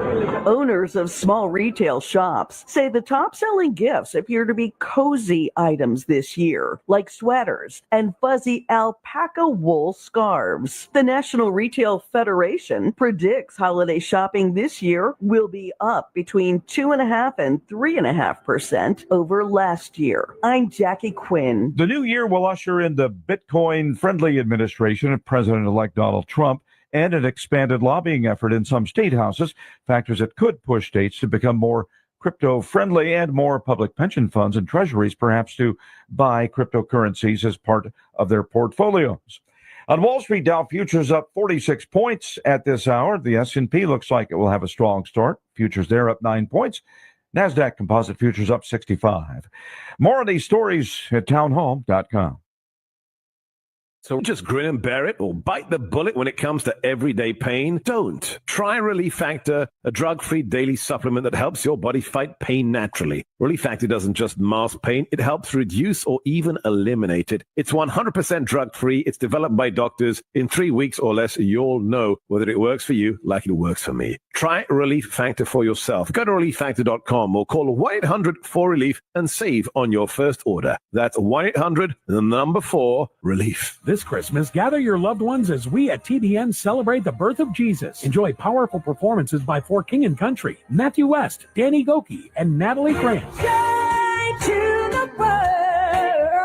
Along with inspiring messages from Joel Osteen, Rick Warren, Max Lucado, and others. Merry Christmas to you guys. Tune in or stream meaningful programming anytime on the TBN Plus app. Visit tbn.org to learn more and make TBN. From the Michaels Flooring Outlet Weather Center. It's a wet early morning commute, but that rain is going to be moving on, and we clear out very quickly by later this morning. The sun comes out this afternoon. The high temperature 62 degrees, but it is definitely wet this morning. Overnight lows tonight in the 40s and a high tomorrow in the mid-50s. We're looking at sunny skies on Tuesday. I'm KMOV First Alert meteorologist Kent Earhart. This hour of News Talk STL is brought to you by Stifel, serving investors for over 130 years. Contact your Stifel financial advisor at stifel.com. That's STIFEL.com. Hello, this is Jay with Titan Hill Armory in Washington, Missouri. We are a small family-owned business specializing in firearms and accessories. We buy, sell, and trade and have over 2,000 firearms in our store. We're open Wednesday through Friday, 10 a.m. to 6 p.m., and Saturday, 10 a.m. to 3 p.m. Check us out at 1807 East 5th Street or online at TitanHillArmory.com. Titan Hill Armory, your source for firearms, ammunition, accessories in Washington, Missouri. Again, that's TitanHillArmory.com. Hungry for the best steak you'll ever have? Head to the heart of Moscow Mills and discover Harry J's, a local landmark and family-owned steakhouse, serving up excellence since '98. From mouth-watering appetizers to decadent desserts, Harry J's has something for everyone. Enjoy our extensive bar selection while soaking in our friendly family atmosphere. Whether dine-in or carry-out, your meal is prepared to perfection. Make the drive to 300 Main Street and treat yourself to a taste of Moscow Mills' finest. Harry J's, more than a steakhouse. We're a tradition. So many ways to listen to News Talk STL. Enable our Alexa skill. Hello. Hey, Alexa. Yes, I'm listening. Play News Talk STL. Welcome to News Talk STL, conservative talk radio for St. Louis. Mike Ferguson. Just because you're offended, it doesn't mean you're right. Gabe Pfeiffer. I love Jesus. He was my superhero. Can't you hear the alarm? Twitter is like being able to read every toilet wall in the world. Mike Ferguson in the morning on News Talk STL. Get up, this is your cousin God. Good morning to the people of St. Louis. By the way, before you start, Mike, I already got fact checked. On yeah, what? I made the comment about War of the Worlds. And I was kind of kidding, but sort of serious that it was in New Jersey. So, Kathy, this is what happens when you're married to a teacher who taught for 35 years. Where'd you get the idea that it happened in New Jersey? It was in England. War of the Worlds, H.G. Wells. Get your facts straight, pal. Man, sorry. Well, Okay. maybe you were thinking of the Tom Cruise version of the movie. There it is. that might have been it. That might have been in Jersey. Yeah. Who knows? So Yeah, this whole drones thing is just bizarre. It's a very strange story. And at some point when it is, I don't know why I saw the resemblances to like some of the War of the World stuff, which I don't know. Well, maybe kind of the hoaxest nature of it is Yeah. like you're trying to gin up public frenzy, or maybe even not necessarily trying to, but that's the result of whatever you're doing. I mean, because Tony Colombo was talking about this possibly being like some viral marketing thing or something. Oh, very well could be. It's It very weird. well could be. Yeah. All right. So 6:06 right now. So this is the part where I do the teases for the stories that are in the news dump, which we're about to do. Yeah, say the things. So let me do those teasers. tease away. Number one. Drones. Okay. Number two here. George makes an expensive misstep on TV. It's costing a news network a lot of money. See, you can't trust those Greeks. I'm telling you. Wow, man, I tell you. And the Blues have another good night and Enterprise. Let's dump some news on you here. The morning news dump. Are you joking? Is this a joke? Listen, folks. The morning news dump. All right, an arrest is made, but police say the investigation is not over. As we headed into the weekend, so basically early in the weekend, Friday, sometime in the PM, Garrett A. Jordan III was arrested in connection with the shooting death of CBC student Colin Brown. Jordan has a long, and I mean a long, criminal history. He was on probation already for a felon in possession of a firearm case, and he had been released from a federal prison about 6 weeks before the shooting that killed Brown on I-55. Police are describing the death as a stray bullet hitting him, and it looks like it was a drug deal gone violent. Oh, boy. And this guy was released from prison, and he was already on probation on something else as well. So there's a lot more to this. The more that the media dug into his criminal background, now the question comes down to, why was this guy not in prison? Yeah, it's a good question. Yeah. With based on what you're just talking about here with the long laundry list of crimes this guy probably was involved in. Yeah, why isn't he in prison? Yeah. So he's going back now. So he's going to be in for a long time because he broke his probation, assuming that they convict him or they get some kind of plea out of it. All right. U.S. House Republicans obviously hoping to reinstall Donald Trump's policies from his first term in his upcoming second term. Congresswoman Nicole Maliotakis from New York, a Republican, was on Sunday Night in America with Trey Gowdy on Friday, and she said the new Republican-controlled Congress should start with extending the Trump tax cuts right away. We are feeling very good about our chances to get it extended. It needs to be extended. Yeah, here's the thing, this is the one thing that you all, and I'm talking to the Republicans out there, you better pull off and get it done, and get it done quickly. None of this negotiating in something else. Don't let the Democrats decide to water this down. You've got the first 100 days. You roll over the top of them. And just keep saying the word mandate. The media will go crazy, but you need to extend these. Yes, failure is not an option in this case. You can't let the clock run out on this. You can't say, "Oops, we gave it our best try." Right. This is the type of thing that will end careers if it goes badly. And you know what? And the deep state is already, the swamp, so to speak, is already pushing back. Here's the rest of the news copy that I have here. The non-partisan Congressional Budget Office says extending President-elect Trump's 2017 tax cut would add nearly $5 trillion to the federal budget deficit. Oh, shut up. I know, exactly. That's not true. Because we already saw what it did to the economy. We already saw what happened. You can't say, well, I mean, in spite of the fact that it gave us record revenues for taxes and actually we had a positive pressure, I guess, on the budget. You can't say, well, in the future it'll be completely the opposite. But wait a minute, why was there a budget deficit then? Why was there increase in national debt? It's called spending. Yeah, that's too what much happened. of it. Way too much of it. Like actual spending. Yeah, not tax cuts, because they call those spending too. By the way, right. I remember. Yeah, stupid politicians. Yeah, I hate those guys sometimes. Oh, jeez. All right, government officials responding to questions about the mysterious drone sightings. There have been numerous reports of drones flying at night in New Jersey and other parts of the Mid-Atlantic region. White House National Security spokesman John Kirby said there's no evidence the reported drone sightings pose a national security or a public safety threat or have a foreign nexus.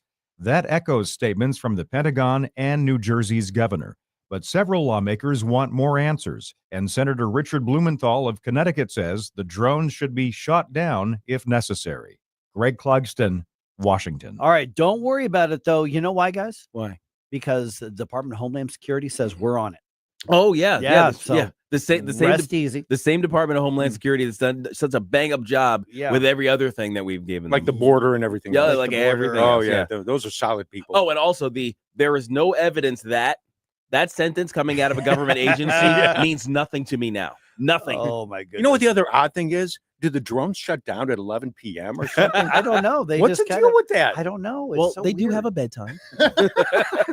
That is so bizarre. So Homeland Security Secretary Alejandro Mayorkas was on this week on ABC saying, you know what? They need Congress to give them additional authorities regarding the drone situation. We want state and local authorities to also have the ability to counter drone activity under federal supervision. Did he just say, let him shoot him down? Well, he might have said, our police have helicopters too. Yeah. Kind of thing. That might be part of it. Now, one of the things that I'm interested in is the fact that because the federal government has exerted its authority here, that suggests that these things are operating in pretty high altitudes, because that's where the FAA has jurisdiction. At lower altitudes is kind of a gray area, whether or not there's local jurisdiction or if it's still within an FAA or if it's completely unregulated. That's why you can get like Amazon deliveries on drones, because they fly at low enough altitudes that they're not actually covered by the FAA regulation. So there's a lot of suggestions by the fact that the FAA is exerting their control. I guess these things are operating at really high altitudes, which says they're something huge. else. Yes, that says something else They're about what these big. things are doing. And there's lots of them. Yeah. And I have another question. I guess I'm full of questions this morning. Sure. What is the deal, since they're in the Jersey, New York area, with them flying there? You've got an entire nation to do your thing. You've got expanses that are wide open, and you pick the corridor that's got the most aeronautical action, probably, Gabe, between Boston, New York City, and Washington. Their airspace is pretty full pretty much all the Yeah, time. well, why because are of you their doing airports. it there? Yeah, Did it's you a think good we weren't question. going to notice? Or is the point to be noticed? Yeah, well, I mean, and the other reason to fly at night is if you're looking for something that isn't necessarily visible during the day. Because the thing is, drone surveillance packages tend to just be, cameras. Unless they're looking for things that I don't know, are slightly radioactive, or if they have thermal packages and things like that. There's something else going on here. Oh man. All right, we're going to talk about this a lot more here. 314-912-1019. ABC News is out $16 million after a settlement with Donald Trump. The defamation lawsuit and settlement are from George Stephanopoulos' on-air statement saying that Trump had been found civilly liable for rape in the E. Jean Carroll case. Trump was not found civilly liable for rape. He was found civilly liable for sexual assault, but not rape. Those have different definitions under New York law. ABC News is going to pay $15 million to an account for the future Trump presidential library and another $1 million to cover Trump's legal fees. If they really wanted to stick it to Trump, they would have fought this battle, because we're talking about one set of deep pocket lawyers versus another set of deep pocket lawyers, and what is there to be gained or lost in those things. And if you are a news organization like that, you would love to be able to stick it to Trump and say, oh, and he failed in his thing. So the fact that they settled suggests maybe they didn't want some things in discovery to come out. Yeah. And you know what? There's another one waiting in the wings with CNN. Oh, is a very similar lawsuit? Oh, really? Yes. They said something similar to that. Yep. Yeah. All right. Well, there we go. Boy, oh boy. Fun times. Yeah, I mean, now, of course, the settlement amount is kind of drop in a bucket for these for guys. them, yeah, for both parties. So it's very much more of a symbolic win, I think. Yeah, and it's kind of funny. I do think it's funny that the settlement is that the money goes to the future Trump presidential library. Yeah. So ABC News paid some seed money. Now, a presidential library runs, $800 or $900 million to build. So it's not like this is a huge amount of it. Right. But it's going into an escrow account from ABC News. into what will eventually be the Trump Presidential Library. That's funny. Probably in Florida, I would guess. Yeah. Can it be considered a charitable donation? Yes, it actually it can. It actually is considered a charitable donation. That's one of the reasons why they did it. They're actually going to be able to write this off on their taxes. So it really doesn't cost anything. Oh man. Oh man. All right. The shenanigans. The Blue. Yeah. The Blues hold off the Rangers for a 3-2 win Sunday night at Enterprise. The Blues were up 3-0 at the end of the second period. Oof. Rangers tried to come back here. They scored twice in the third, but they were stopped there. Joel Hofer, 26 saves on the game. No game today. Devils are in town on Tuesday. So mixed weekend for the last couple of days. But Blues are still a little bit above 500, so they're settling in. Looks like we're going to have a fun team to watch, I think. LGB. Yep. Making cold mind to fight your war. Stop it right now. We give you news, analysis, opinion, and more. Only on News Talk STL. Stop it right now. Get up, St. Louis. It's Mike Ferguson in the morning. Get up. Can't you hear the alarm? Get up. This is your cousin. Whether you're a saltwater fish fanatic, reptile enthusiast, or looking for small animal supplies, Lynn's Pets has an all. From feeder insects to exotic birds, we got you covered. The Kevin of RC are passionate experts who don't just sell pets, they educate and care. One same-day delivery and personalized service, we live for it. Big chain stores, forget about it. At Lynn's Pets, we save you money and provide top-notch service. Lynn's Pets in the heart of Lynn'sville. Call 636-327-7700 or find us on Facebook. Are you tired of hard chlorinated water drying your skin out, tasting bad, and ruining your fixtures? Jones Air and Water Treatment has a solution to this pollution. Our Hydratech H2O leaves you with great tasting, soft water at all fixtures in your home with one unit. Call Jones Air and Water at 636-899-1040 or visit us on the web at joneswater.com. You can be a filter or buy a filter. Jones Air and Water, 636-899-1040 or joneswater.com on the web. Call us now. Looking for a top-quality tactical gear and expert advice? Look no further than Discount Tactical, your one-stop shop for all things firearms and self-defense. Located in the heart of Warrenton, we've been serving the community for 3 years with our friendly, professional, and knowledgeable staff. From custom AR builds and silencers to the largest selection of parts, we've got you covered. Self-defense weapons, SBRs, knives, ammo, custom holsters, weapon lights, optics, and body armor. Discount Tactical. Online at discounttacticalarmory.com or stop by today and gear up with confidence. This hour of Mike Ferguson in the morning is brought to you by Stifel. Request a portfolio review from your Stifel financial advisor at stifel.com. That's STIFEL.com. Hey there, Tim Jones here. Make sure you join me and my buddy Chris Arps this afternoon from 4 until 6 p.m. right here on 101.9 94.1 News Talk STL. Right now, let's get back to more of Mike Ferguson in the morning.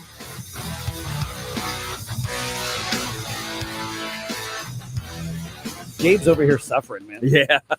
Suffering for love.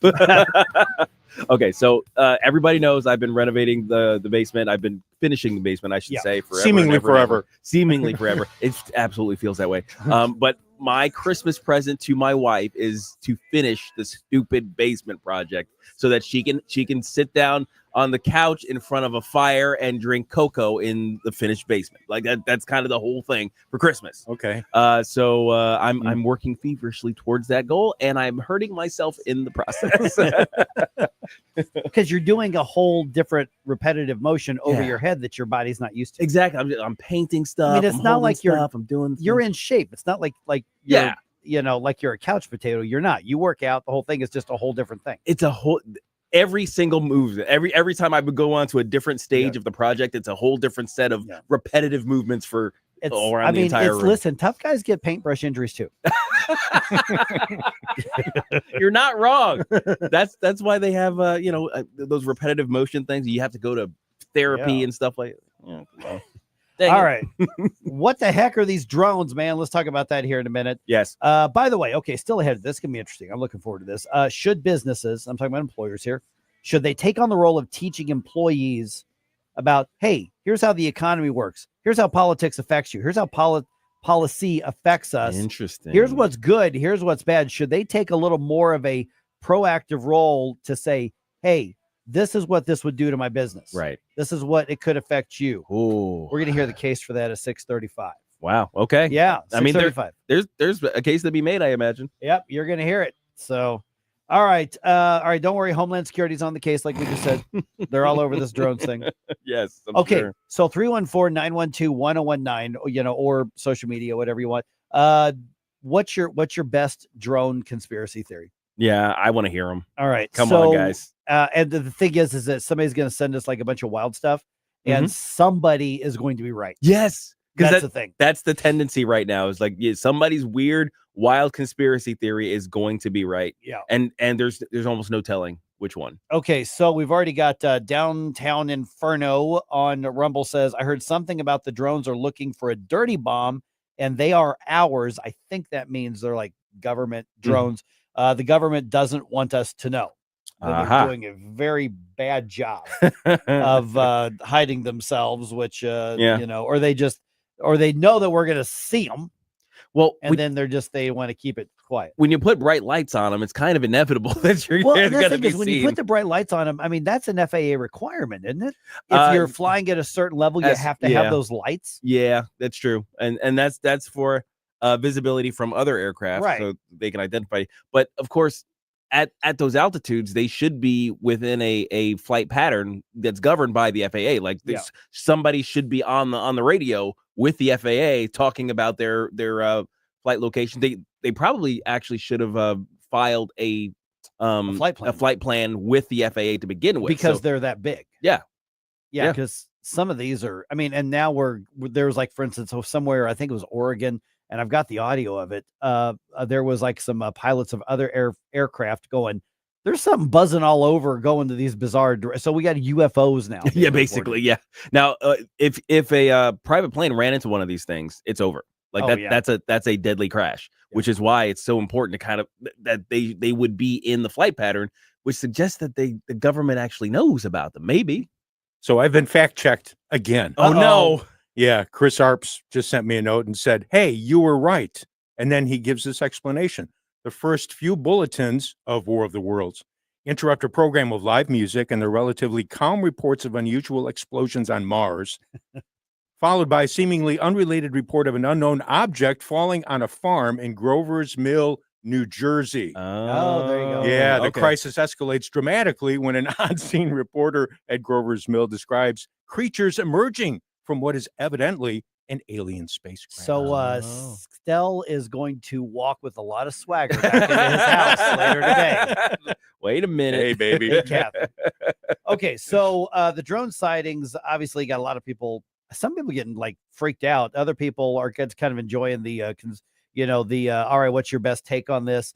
But there's more questions than answers, which means at some point, if there are this many of something this size and we still have no idea what they are, that means that somebody's hiding it, or somebody's doing it for some kind of marketing. I don't know. This could be government. This could be commercial. I don't know. Congressman Mike Waltz out of Florida has been picked by Donald Trump to be the new national security advisor. He was asked about this on Face the Nation on CBS. I think what the drone issue points out are kind of gaps in our agencies, gaps in our authorities between the Department of Homeland Security, local law enforcement, the Defense Department. I think Americans are finding it hard to believe.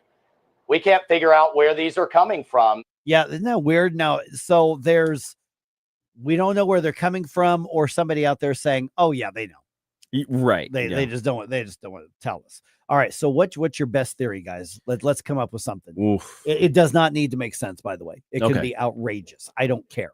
Well, one of the most interesting ones to me would be if this was some sort of viral marketing, like some guys got together and they rented out like a dozen, 2 dozen car-sized drones to just fly around, freak everybody out for a month or two, and then they're going to come out with like a movie or something like that. So, I don't know. That would be the weirdest resolution to this story to me. So I'm interested in that happening. Okay, what do you think, Stel? I have no clue. I'll go with Gabe's explanation. I honestly have no clue. I've been watching this thing for the last week or so and wondering what in the world is going on. You got the story about the Iranian ship that's out in international waters. No, I don't believe that, but No, I I guess don't that's either. a possibility. Who Yeah. knows? I have no clue. All right. I mean, because we would be able to track those. Yeah. To that kind of Oh yeah, you could source. You could see a ship in the international waters, pretty and easily. that they're coming. And to if they're and but once you start monitoring, here's what I'm having trouble believing Mhm. is that we see the drones there, they're reported, and then they're this size and they go away, and there's like, well, I don't know where they went. right. Maybe you don't know where they went. Hasn't anybody followed them? Like just with a camera, with some sort of tracking device? It's like has no one followed them home?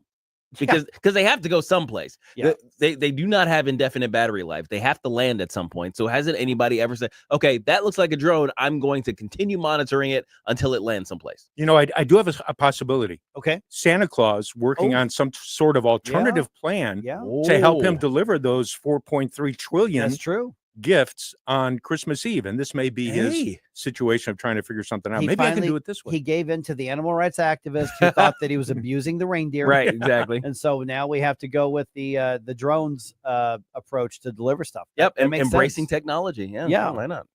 I mean, I think it's viable. I think that's as good as anything we're hearing from the government, which is to say nothing. We're hearing nothing, like nothing concrete. Well, like they're saying, yeah, we're looking into it. That's basically what they're saying. But don't worry, we know it's not dangerous. It's But it's we like don't know what it is, but we know it's not dangerous. Really? Wait, how do you know that? It's like it's like asking somebody at some company. It's like, hey, you got anything in the back? Sure, I'll go check. They never have anything in the back. They just went to the coffee break room and sat for a second. And it's like they came back. It's like, you know what? There's nothing there. Sorry, buddy. We're all out. Yeah. What if this were happening off the coastline of some other country like France or England? Or France would have surrendered already. Probably. They would have sent out a cross-dresser in blue paint to, dance around and say, it's yours. Sorry, I went off track there. Maybe mimes.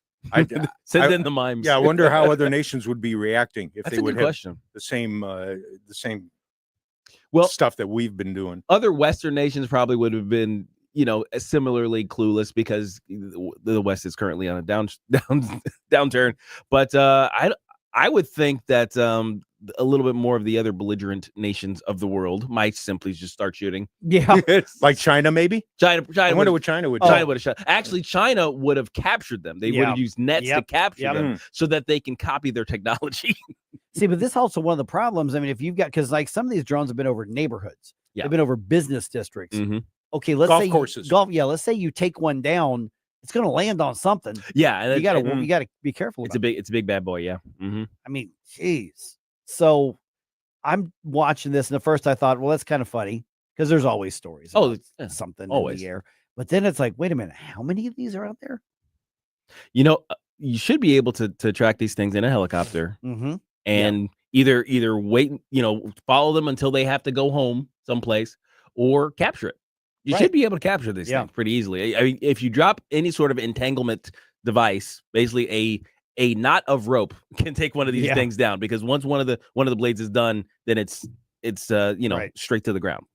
So why haven't we done this yet? Yeah. It seems kind of simple to me. And for people who are talking about how, surprised at how big that is possible to have drones this size. Remember, there are entire airplanes that are drones. I mean, Yes. Drone just means remote controlled something. Yes. I mean, so I'm thinking about every jet out there or helicopter in theory could become a drone. Oh, absolutely. Well, there are F-16s that have been given flight packages to act as drones as during the Top Gun exercises. Basically, they're the bad guy airplanes that are being flown around autonomously, and then our fighter pilots are chasing them down. So you can have an full-on F-16 that is a drone because it's remote controlled. Oh man! All right, if you think of some great conspiracy theories, I don't care how wild they are. Let's hear it. So 314-912-1019. Also, all right, just ahead here. We talked about businesses going woke. Mm-hmm. They start pushing left-wing nonsense. Yeah. Should they start pushing free market stuff?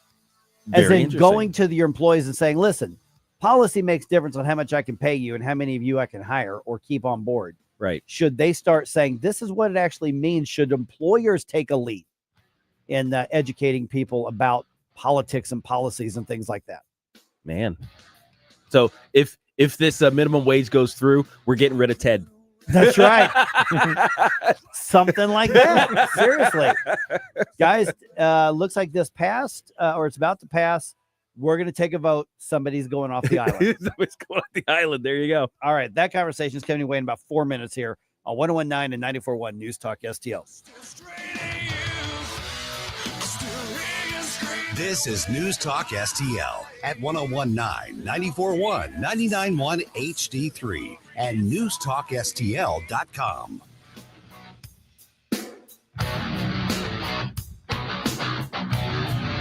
Get up. It's Mike Ferguson in the morning.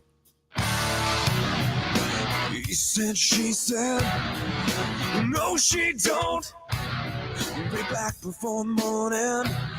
And you know she won't. St. Louis's new choice for conservative talk. Thank you for the opportunity to let me vent here. Live and local. Way to be, guys. 101.9 all the way. This is News Talk STL.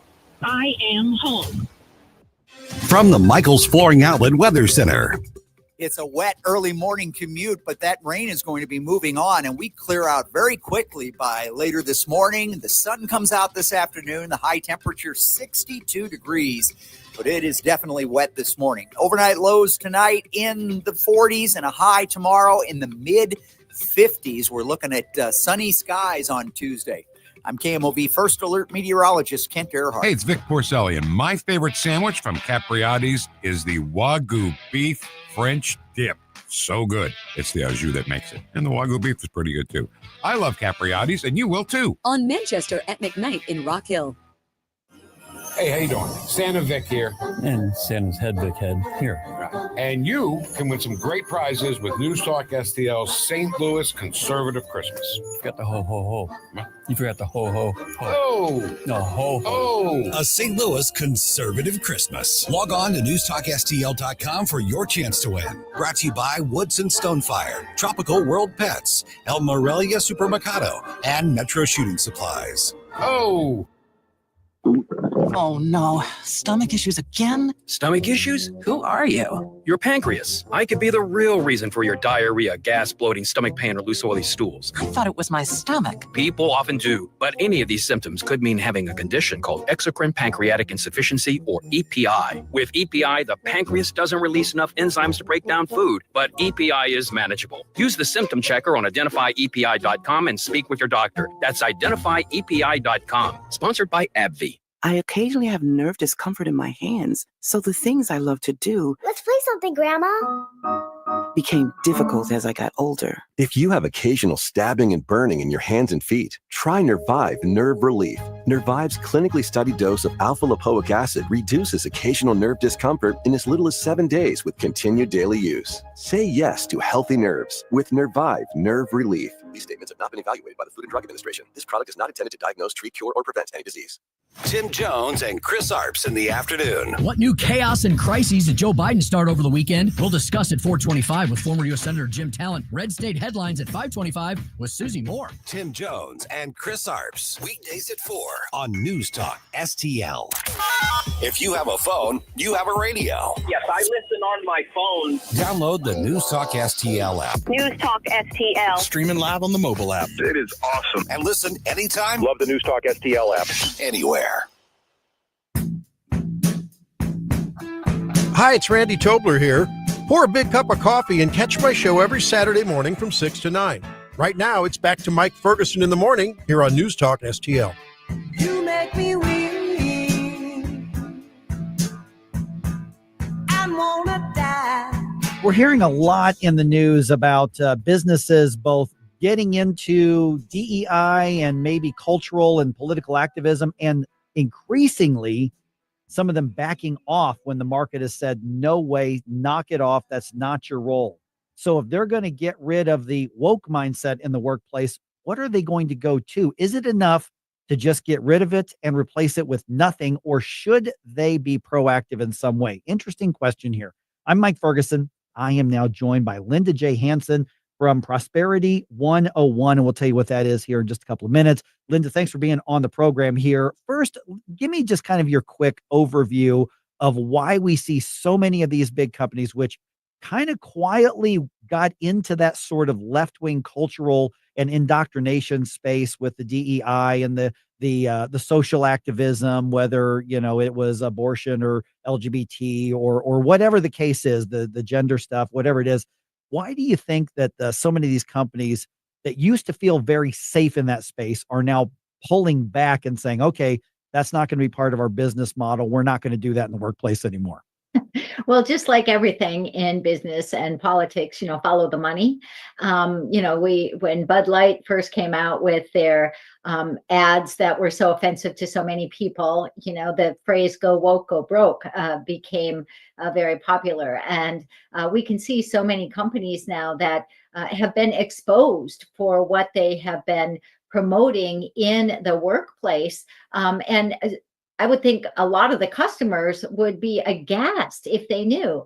Robbie Starbuck and his wife Landon have really been working to expose a lot of these companies and to let people know, like Tractor Supply, John Deere, Harley Davidson, like, really, do they even know their customers? So once the customers find out, wait, this is what my money's going for, and they think, no, I'm sorry, I don't want, you know, a drag queen in my 3-year-old's preschool. You know, I don't want our money going, you know, to these types of things. And so, you know, go woke, go broke. But I think that it's also part of a shift. You know, we've saw a big shift in the election results. Obviously, the company or the country gave a mandate for what they want and don't want moving forward in our nation.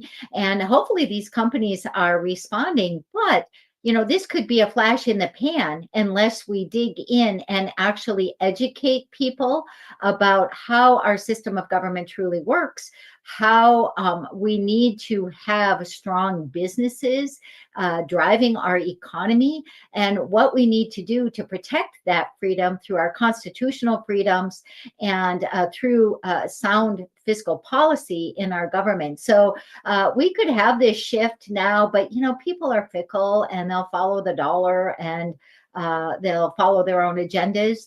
But we need to really make our voice be heard now. And this is part of why these companies are shifting, because people boycotted. They posted their dislike for these things. And but as you were saying before, we need to replace it with something. You know, every yes is a no to something, and every no is a yes to something, right? So if they're saying no to all these woke things, what are we replacing it with? And that's what I want to do with Prosperity 101. It's something I've been doing for years, and I love working with companies to help them increase this type of communication in their workplace, supporting our American values. Yeah, that's where I want to go with this, because you know, for some people, the victory is just stop pushing this particular narrative or this worldview or requiring your employees to use these terms and that sort of thing. And so for a lot of people, the victory is just go back to doing a business, turning a profit, running your operations. But what I'm hearing you say is, no, what we should be doing is moving from the woke, for, you know, for lack of a better term. So from woke to what? Well, then where should these businesses be going if you want them to sort of empower the workers and drive the economy? Is there something that should be in that space if they get rid of the left-wing stuff? Absolutely. And, you know, I look at this kind of like if you go on a diet, you know, sometimes people go on diets, there's fad diets and things, and they cut out certain foods. But if they don't replace that with a healthy lifestyle and healthy nutrition moving forward, they'll just gain all that weight back, right? Well, that's what's going to happen in America if we don't truly dig in and re-educate these people. We have people in the workforce who really have no clue what policies affect their paycheck. They have no clue that government doesn't have all the money until we provide it to them first. They have no clue even how to protect that. So I would love to work with companies and allow them to license my material. I have an online course. It's simple. We walk people through foundations of prosperity, policies of prosperity, and how to protect their prosperity by becoming informed, involved, and impactful. However, we teach them that prosperity isn't just money. It is human flourishing and freedom. This is about protecting our freedom. So in the workplace, it's important for employers to talk about these things and to let employees know what policies affect their ability to employ them and pay their paychecks and benefits. But we need to do it in a way that's nonpartisan. It doesn't tell them who to vote for or what party to support. It's about the policies of freedom. This is something people should know. I mean, whether it's a civics education, which we know is just lacking in this country, or from, self-study or whatever the case is, we've got people in the workforce who don't understand economics 101. So a lot of employers would say, I'm barely keeping my head above water. I'm worried about ticking off half of my employees if I talk about a policy. They've got a real tightrope to manage right there, given how divisive things are right now. So last few minutes we've got Linda. We're visiting with Linda J. Hansen from Prosperity 101. How does an employer navigate that space saying, I do want to contribute something positive, but I also don't want to destroy my workplace culture in the process? Well, exactly. And first, they need to decide they're not going to be fearful. Okay, because speaking truth is something that is incredibly empowering, and courage is contagious. So they should not be fearful, because they're speaking the truths about what made America great, and what empowers people to have fuller, more abundant lives. But apart from that, they can, go to my website, prosperity101.com, but I have a free ebook there that can start the conversation. It's 10 tips for helping employers educate employees about the policies that affect their paycheck. I have poster packs. I have an online course. My podcast is devoted to helping people understand how to talk about these issues in the workplace without telling people who to vote for, without being partisan, helping to know the core issues so that you can approach it from the aspect of, I care about you. I care about you. I care about your family. I care that you know this information. You can do with it what you want, but I care enough to give this information to you and help you become a more informed voter. And that's what's going to take us into further times of freedom for America. Like I said, we have to make sure this isn't just a flash in the pan, but that we truly dig in and help people understand how to have freedom now, but 20 years from now, 50 years from now, 70 years from now, how do we protect it? And we have to re-educate. And if employers aren't doing that, who will? Because a lot of these people have already been through the whole public education system and college, where they're taught to hate America and believe socialism is great, right? And so if employers don't speak up and just give the basics, who will? All right. And the website, once again, prosperity101.com. And I'm assuming the information to the podcast is there and the book there as well, right, Linda? Yes, absolutely. And I'd love to hear from your listeners to see how, I can help serve them and enhance the communication in their workplace, that creates better loyalty, engagement, and retention. And when employees can say things like they've said to me, if those policies up there make it hard for Jim over here to pay my paycheck and my benefits, why do I want to vote for someone who supports those policies? That's a win, right? So that's what we go for. Absolutely. Linda, thank you so much for the perspective on this. This is going to be new for a lot of people. Thank you. Thank you. All right. That is something up until talking to Linda that I had no idea was even available. So what do you think? Employers, do you want to start talking about that to your workers? Workers, everybody, employees, all of those of us who are making a living, do you want your boss saying, hey, you got to understand what the policies are that affect the business itself? What do you think? 314-912-1019. Let me know. That's interesting to me. 1019 and 94.1 News Talk STL.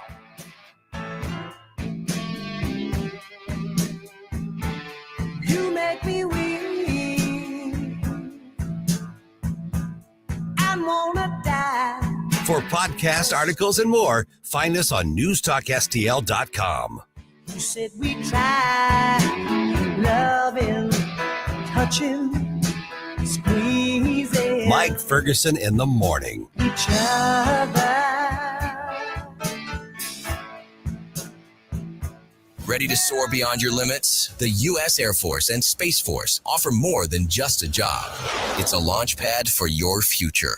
With over 200 career paths, competitive pay, benefits, free education, 30 days paid vacation, and a chance to travel the globe, all while serving your country with pride. Your journey starts here.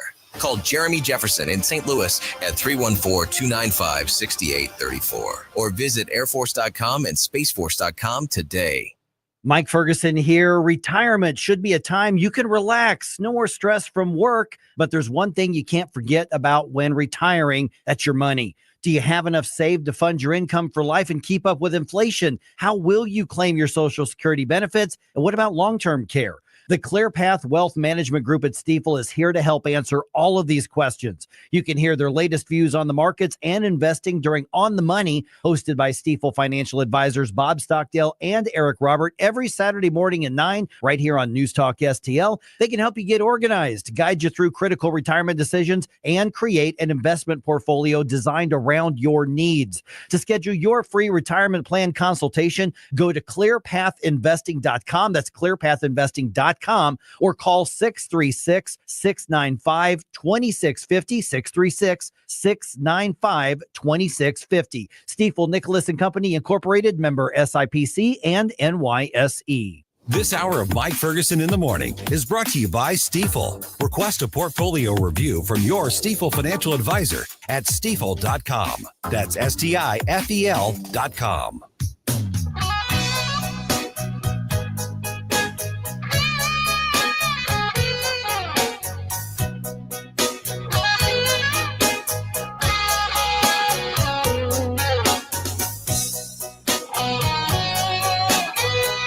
Hey, this is Larry Connors. Make sure you're listening later today at 6 o'clock on News Talk STL for my show, Larry Connors USA. Now, back to Mike Ferguson in the morning.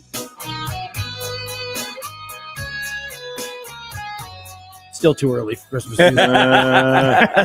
I knew he was going to say it. But it's Gary Hoey. Still too If early. you have to listen to Christmas music, make it Gary Hoey. There you go. All right. Drones. Talk about drones. We got another theory that was sent in to us. We'll get to here in a minute. Mm-hmm. George makes an expensive misstep on TV. Going to cost ABC News a lot of money. Mm-hmm. Blues have a pretty good night at Enterprise. Let's go ahead and go back over the news jump. Successful dump. Wake up, America. It all worked out. You know, I mean, they got all the news. The morning news dump. Okay, there's been an arrest made, but police say the investigation is not over. Their words are far from over. Late sometime on Friday, so just as we were heading into the weekend, Garrett A. Jordan III was arrested in connection with the shooting death of CBC student Colin Brown. Jordan has a long criminal history, and he was on probation for a felon in possession of a firearms case at the time that the shooting happened. He actually was just recently released from a federal prison about 6 weeks ago before that shooting that killed Brown on I-55. And police believe that was a stray bullet from a drug deal that went violent and then hit him on I-55. You know what was driving down violent crime in America? It was our increasing prison population. And I remember the news stories coming out. It's like, surprisingly, prison populations are increasing while crime is steadily decreasing, as though it were a mystery. Yeah. You dummies! If you keep criminals out of society, they don't get to screw up society. Yeah. So that guy should have been in prison still. Yeah, so my guess is he's heading back, and we don't have a lot of information on the actual investigation of this one, but if you want to look at the news stories, on the local papers and TV stations, they've got his criminal history, and it is extensive. All right, House Republicans looking to extend the Trump tax cuts. Congresswoman Nicole Malliotakis from New York, Republican, was on Sunday Night in America with Trey Gowdy, saying the Republican-controlled Congress should start with extending those tax cuts that were enacted in his first term. We are feeling very good about our chances to get it extended. It needs to be extended. And I just got a note from political pundit extraordinaire Chris Arps, who was hosting on Friday here. He said Congressman Jason Smith, of course, the chairman of the House Ways and Means Committee, says that in the House, he wants to do the tax cuts and the domestic agenda at the same time, like right off the bat. while the Senate wants to do the domestic agenda now and the tax cuts later. That's a bad idea. Oh gosh, no. Yep. Do the tax cuts now. Yeah, Jason thinks the tax cuts, according to Chris, Smith thinks the tax cuts will never get extended if it's not done now.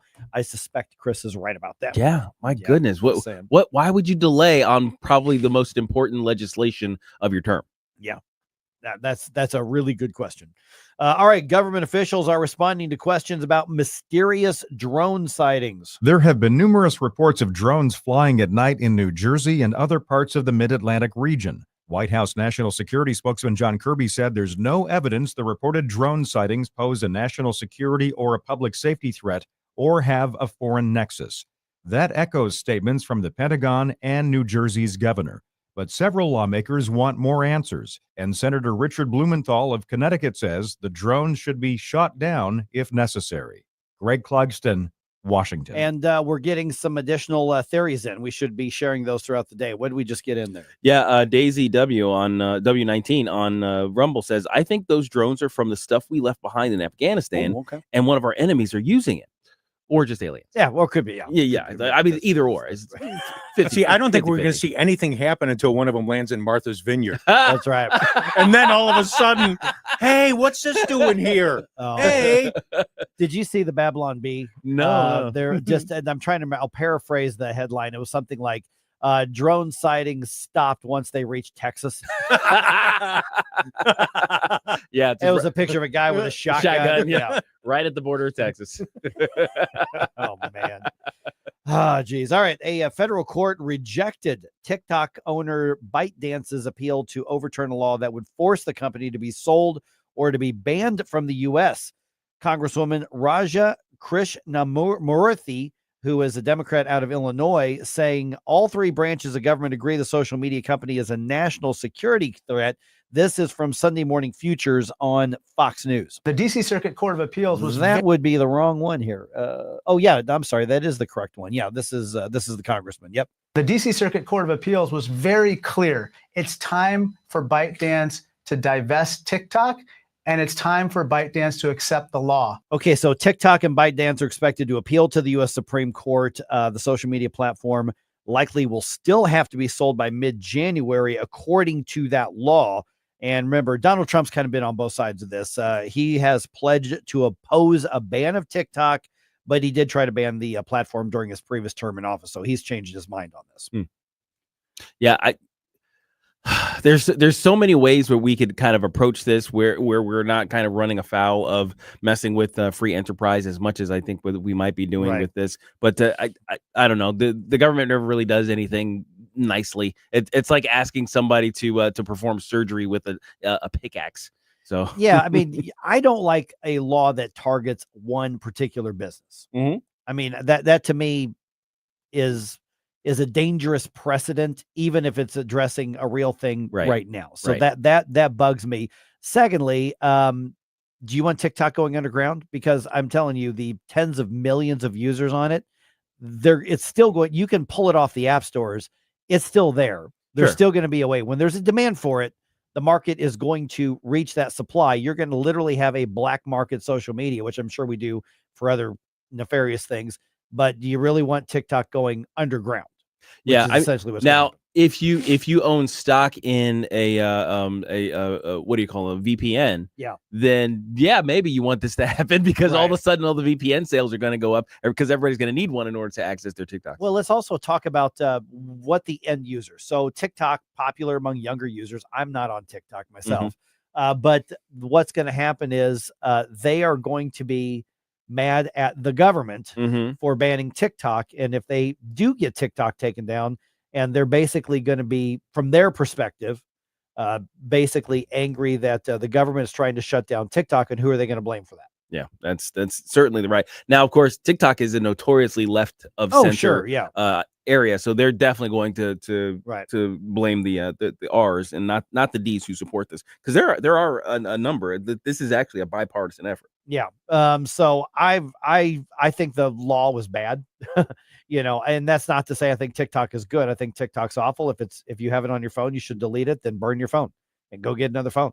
I mean, you've just installed a tracking device for the CCP, voluntarily in the marketplace on there. But, I don't like I think that there was a knee-jerk reaction that was all-encompassing and gave government way too much, or assumes government has way too much power on this. I don't know how the U.S. Supreme Court's going to rule on this once it gets there. I truly have no idea. Yeah, I don't know either. And one wonders how, if this thing stands, how it may be weaponized against us in the future, or against people we like. Like, let's say they say, Elon's actually from South Africa. That makes it a foreign-owned, Tesla and SpaceX are foreign-owned companies, and we can't have them operating on U.S. soil because of the technology. Always be wary when you decide to give the federal government a lot of control over what's in the private marketplace. Just be really careful on that. All right, according to one hospital chain in Michigan, the safest way to walk on ice, because 'tis the season, we're coming up on ice, is to walk like a penguin. Yep, you've seen this? I've seen it. Yep. Everybody does. Okay, you kind of do a little short step waddle. Yep. And you kind of you got to turn your feet out a little bit, 45 degrees, and you do the shuffle back and forth. I hate it so much. I hate it so. I love that Bengals song. That's right. Walk like a penguin. Like when I type that copy, I'm like, that I type it in that melody. It was there. So the video, which is from Munson Healthcare in Michigan, is on YouTube and apparently making the rounds like crazy right now.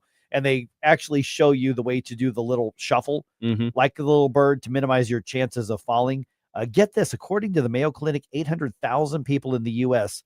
need some kind of medical treatment from falls on ice every year. That's a lot of people. That's a lot of people. You ever taken a header on the steps on the ice? I've done it a couple times over my life. I've almost. I always kind of catch myself, but that it's usually because I didn't put the salt down when I was supposed to on my own steps. Like I don't think I've ever slipped on ice anywhere else. Both times I've done it, it's been on my own steps. Yeah.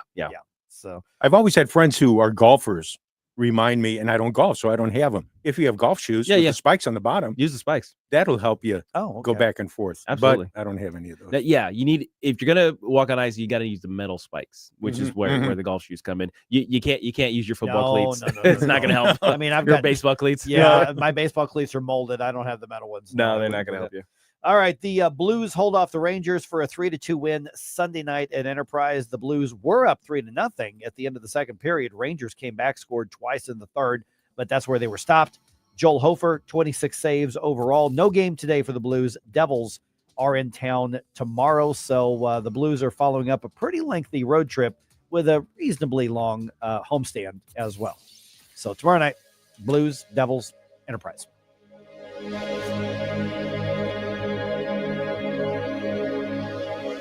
What happens next? The outcome of this election is not what we wanted. Happens right here. My entire administration worked with his team to ensure a peaceful and orderly transition. 1019 and 94.1 News Talk STL.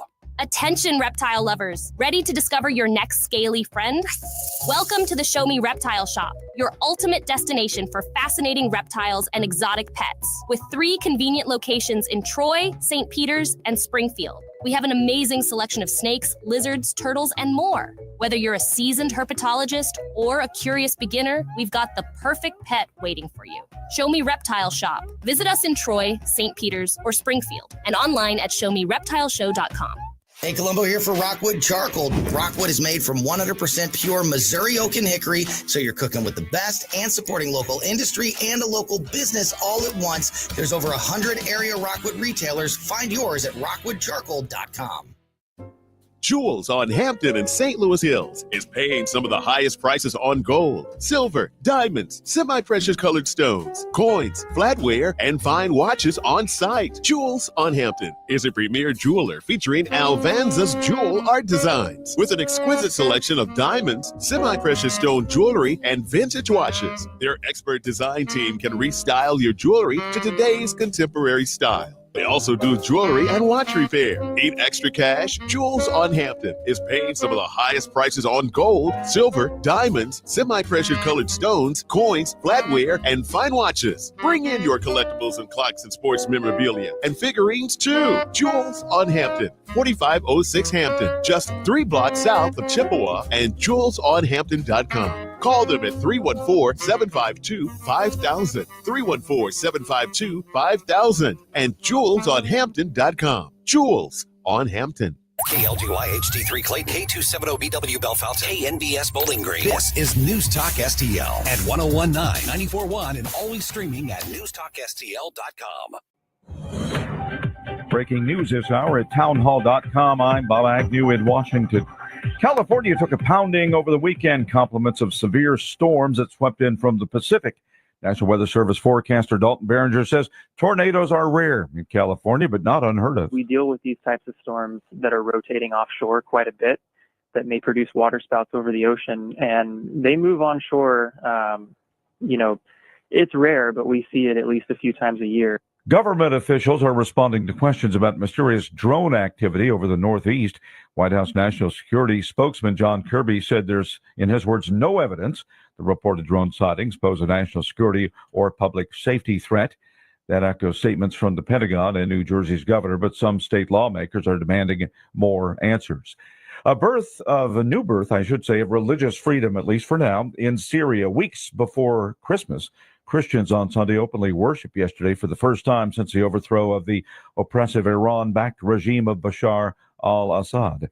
Economists have their eye on the Federal Reserve meeting this week and the coming announcement on interest rates. Americans waiting on lower borrowing costs for mortgages and other loans may be disappointed by this Wednesday's announcement from Federal Reserve policymakers. The Fed is widely expected to reduce the benchmark interest rate, but only by a quarter point to about 4.3%. The last few economic reports indicate that inflation has dropped, but remains stubbornly above the 2% target rate. Economists in Wall Street now predict policymakers will signal fewer rate cuts in 2025 and a more gradual pace than was previously expected. David Wilcox, a former senior Fed official and an economist with the Peterson Institute for International Economics, says we're on the cusp of a transition to them not cutting every meeting. I'm Jennifer King. On Wall Street, Dow futures right now are up by 87 points, S&P 500 higher by 15. More of these stories at townhall.com. Hear that? The soothing sounds of a bubble bath. And if you were here, you'd smell a single cedar leaf candle. But you're not here. Because your self-care happens out on the road, riding your motorcycle protected by Progressive. So if you ride, get back on the road and enjoy 24/7 roadside assistance from Progressive, America's #1 motorcycle insurer. And then take a shower, because it's fast, like your motorcycle. Progressive Casualty Insurance Company and affiliates. Roadside assistance may require comprehensive coverage, not available in all states. For anyone with everyday aches and pains, I've got a question. What are you missing out on? Probably a lot. So let me tell you about Relief Factor. Relief Factor is a drug-free daily supplement that helps your body fight pain naturally. It doesn't just mask pain, it helps reduce or even eliminate it. In about 3 weeks, you'll discover what it's like to feel better. Go to relieffactor.com or call 1-800-4RELIEF and save on your first order.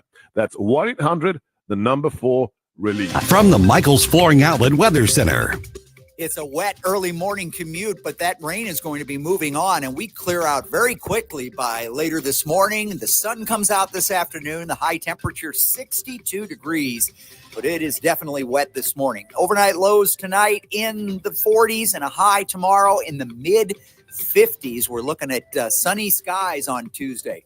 I'm KMOV First Alert meteorologist Kent Earhart. This hour of News Talk STL brought to you by Piccadilly Palace, located in Union, Missouri. The ultimate family fun center is Piccadilly Palace. Call 314-860-6418 or visit piccadillypalace.com. When it comes to spending your tax dollars and teaching your kids, governments and school districts should be an open book. But in Missouri, that's not always the case. Recently, the Show Me Institute sent out a sunshine law request to school districts across the state, asking for information on whether certain topics are being taught. Specifically, a controversial one called critical race theory was included in the list. Many districts didn't respond. Some wanted to charge large fees to process the documents. Lee's Summit outside Kansas City wanted over $35,000. A rural district, Morgan County, wanted $15,000. The Sunshine Law does allow charging a reasonable fee for sending out information, but there's nothing reasonable about $35,000 or $15,000. These districts should want to be transparent about their curriculums. Taxpayers deserve to know what their kids are being taught. Learn more at showmeinstitute.org. The Show Me Minute has been brought to you by Show Me Institute and Show Me Opportunity. This hour of Mike Ferguson in the Morning brought to you by Window World. Simply the best for less. 314-993-1800 or visit windowworld.com. Mike Ferguson. You play ball like a girl! Gabe Pfeiffer. I triple dog dare you! Get up! Get up! Can't you hear the alarm? Get up, St. Louis. So it's time to get out of bed. Pour yourself the greatest cup of Kofifi the world has ever seen. Rise up with one voice, drain the swamp, and take back our country. Today's the day we're going to do it, and it's time to do it right now, believe me. Mike Ferguson in the Morning on News Talk STL. Get up! Get up! This is your cousin. Okay, did Arps do the Kofifi dance on Friday? Sort of. Was it any good? No. That's Sorry, a Chris. very reasonable answer. Sorry, Chris. I've seen the guy dance. That's a very reasonable answer. Just saying. Oh my goodness. All right, 2024, man. This has been a year marked by big changes across the board in our country. I'm not talking about politics, talking about business, economy, culture, basically everything. But I want to talk about the business side of it here. Yeah. And just some of the big changes we've seen. And I think a lot of it has to do with conservative media, alternative media, and conservative activism, not necessarily winning a debate, but just telling more people what was happening. We'll get into that here in just a minute. 7:06 right now. Don't forget our News Talk STL newsletter comes out on Wednesdays. You've got time to sign up to get this week's. This is a great newsletter. It just is. Yeah. I'm not going to just go down the bullet points of the same thing I say all the time when I point that out, but go to newstalkstl.com, get the newsletter. It is completely free, and no, we don't sell your stuff to anybody else. But there's a lot of fun right now, especially Todd's just on fire with his Todd Showalter cartoons that are in there that are exclusive to that newsletter. So be sure to check that out. Okay, we mentioned we had a conversation with Linda Hansen from Prosperity 101 a little bit ago, about half hour ago, something like that. Yep. And she's got this project where they're trying to get into businesses, not with Republican or Democrat, but basically free markets, sound economics, to encourage employers to take the lead, saying, listen, employees, this is what happens if these policies get passed. Right. And we were kind of joking about, oh, you voted for minimum wage to go up. All right. Who's getting voted off the island? I can't afford all of you anymore. Right. That sort of thing. And if you want to hear that conversation, it's going to be up on our podcast before too long here. All right. But she mentioned like Robbie Starbuck, for instance, and he, and among others, he's not the only one doing this, lighting up business about their DEI nonsense. He has refined it to, a science. Oh yeah. And it's kind of amazing. Like he drops it. He drops a tweet. It's like, you're next. Yeah. And then he drops some more tweets kind of revealing some insider information about their DEI program. The next thing that happens is you get an apology from the company, right, and a reversal of the DEI, and then he moves on to the next company. And here's the thing is, you think about just a few years ago, we started doing these topics. We started doing them, the Town Hall affiliate started doing them, Red State started doing them, conservative media, Newsmax, Fox, all these different places, different websites, they all start exposing this stuff. Our friends over at the Free Enterprise Project, the Free Enterprise Project. With Scott Shepard and those guys, and they start exposing it as well from a business perspective, saying, why are you taking sides in the culture war, basically enlisting on one side? And we commented and we sort of lamented back in the day, well, it's because they felt like that's the winning side and they're safe, and it's been captured by all these younger people who've been indoctrinated at the universities. And so we had great red meat talking points to stuff to get people fired up with conservative talk radio here. Sure. Well, then what happens is you start getting this drip of evidence that says we're right. Yes. Robbie Starbuck was one of them. You saw everything. Who was the other one? Because he didn't do the Disney expose. That was somebody else. That was Rufo, Chris Rufo. Rufo. And then there's Project Veritas founder, James O'Keefe. There's O'Keefe. Yeah. So there was Veritas, and then he got separated from Veritas, and he started. They kicked him out. Yeah, they kicked him out. Yeah. And he's got a new thing, and I can't remember what that one's called. Right. But OMG. OMG, that's Yeah. right. And then that O'Keefe was Media. Okay, yeah. O'Keefe Media Group. Media Group. Yeah, That's right. And then that was basically doing the same thing, sort of the expose, hidden video sort of discussions with people. And yeah, each one of those groups is exposing some of this craziness that's going on in these corporate settings. Right. And so what's fascinating, I think this has been one of the biggest shifts I've seen in 2024. And this is a shift in more of culture, because businesses were all basically going to that Penzies Spices mindset. Oh, yes. Yeah. That we can be as culturally left-wing as we want. Mhm. Look, Disney can do it. Bud Light can do it. Target, everybody can do it. We just assume that the market wants us to be on the far left culturally, and we're going to parrot these things or promote these things. In 2024, that really shifted. Now, the shift started obviously before that with the Bud Light thing. Right. I mean, that was 2023 Mm-hmm. that happened. You want to know the story regarding that from over the weekend? Fortune magazine printed results of draft beer sales. So this wouldn't be the stuff you buy in the store as six packs. Yeah. This Which would you're be at the bar. draft beer, and Bud Light has led that for years. Sure. Michelob Ultra took over the number one spot. Huh. So it's ongoing. So it's ongoing. Yeah, exactly. it really still is. It's been a permanent thing. Mm-hmm. And so I think that's one of the biggest shifts that we've seen in the country has been, and this is, people can complain and say it's Republican, Democrat, Trump, whatever. I don't think it is. I think at some point, even the non-political people, they heard enough and they said, that's enough. I'm demanding a change.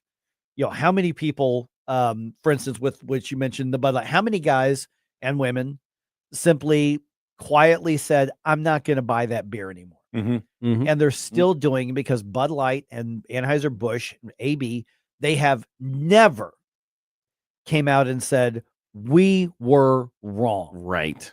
And they'd probably win back. They probably win back. Now they went to buy off people. Oh, sure. I mean, Kid Rock at one point shooting a case of Bud Light with an AR-15. Mm-hmm. Well, they decided to sponsor his concerts or whatever and give him a bunch of money. And suddenly he's like, oh, well, you think about the people delivering. We've punished them enough, kind of thing. He sold out to some degree on that. Sure. Like, enough money, your principles become a little wishy-washy.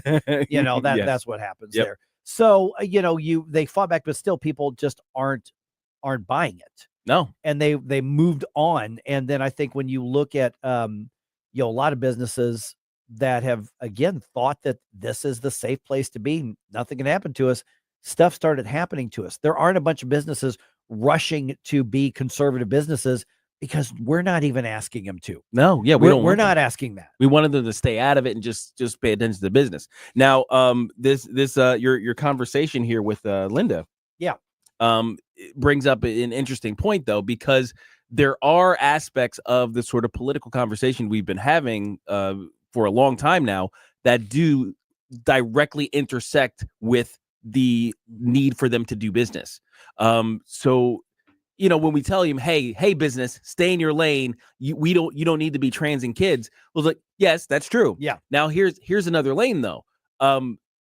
The minimum wage fight, like we discussed, right? If you're not necessarily a McDonald's, but if you're a mom and pop store and you employ a few wait staff and things like that, and you say, you know what, guys, if prop whatever or amendment something or other goes through, I'm going to have to let one of you go because here's how my books work. Right. That might be a different story. That's actually within their lane. And that's an education. Yeah. I had a conversation years and years ago. The first time we had one of these, well, maybe not the first time, but it was one of the times. This would have been back in the early 2000s. I remember I was at a Dollar General store and just getting a few things. And there was a minimum wage thing. And the gal who was working the cash register, she's like, yeah, we need this, man. We got to vote for, talking about this from the cash register. Now, she was definitely not a management or an executive type. Let's put it that way.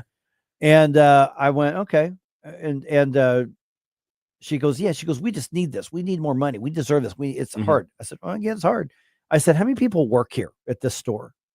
And I think she goes, oh, yeah, about she said about 12. Mm-hmm. I said, okay, 12 employees. I said, which 2 or 3 should be let go? Right. She goes, what are you talking about? I said, well, you make them all of you more expensive. You either have to raise prices or somebody's got to go. I Right. said, so who would go? Right. And it's like I smacked her in the forehead. Right. Now that's different than an employee proves their value and the boss says, I need to keep that one. Right. Because their productivity is so good. But when it comes to the businesses, not only shying away from the left-wing stuff, but we're talking dumping it with press releases. We're done. Please stop coming after us. Yes, that's true. That's a shift in mindset that says we're not going to buy into a cultural advocacy anymore that's on the far left. And you're wondering when they went into the whole transing kids things or the pride celebrations or all that, we were asking at the time, what is wrong with you? What are you thinking? Right. Well, now that shift has caught up and they're like, people really don't like it and they're willing to take their money somewhere else. I think you called it when you were saying that they at one point they thought that they were on the quote unquote right side of history. Right, They thought that they were actually moving with the larger trend because the people who were coming into their marketing groups all thought the same thing.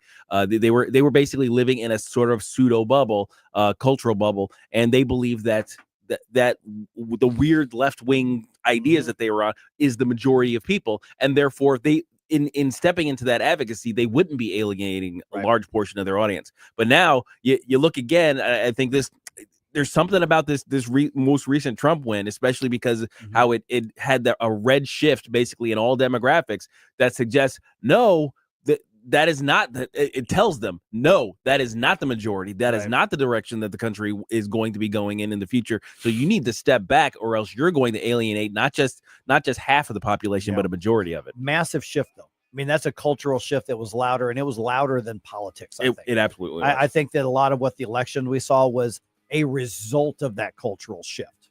Oh, go ahead. Yeah, I was gonna say I don't know that the politics drove it, but the politics resulted from it. Now, 101 Straight Up brings up a good point. It's like, I thought we paid taxes for teachers to teach these things about businesses and politics. And I seem to recall getting the basics in high school, but that was pre-Carter's education department. That's true. Yep, precisely. Yeah. Hey, maybe it does need to go. Oh, yeah. It needs to go. All right. Everybody's talking about the drones, man. Talking about the drones. I'm still loving some of these theories you all are sending in. Yes. I want to read some of these. Let's get your best. What are those drones theories? Right around 7:20 here.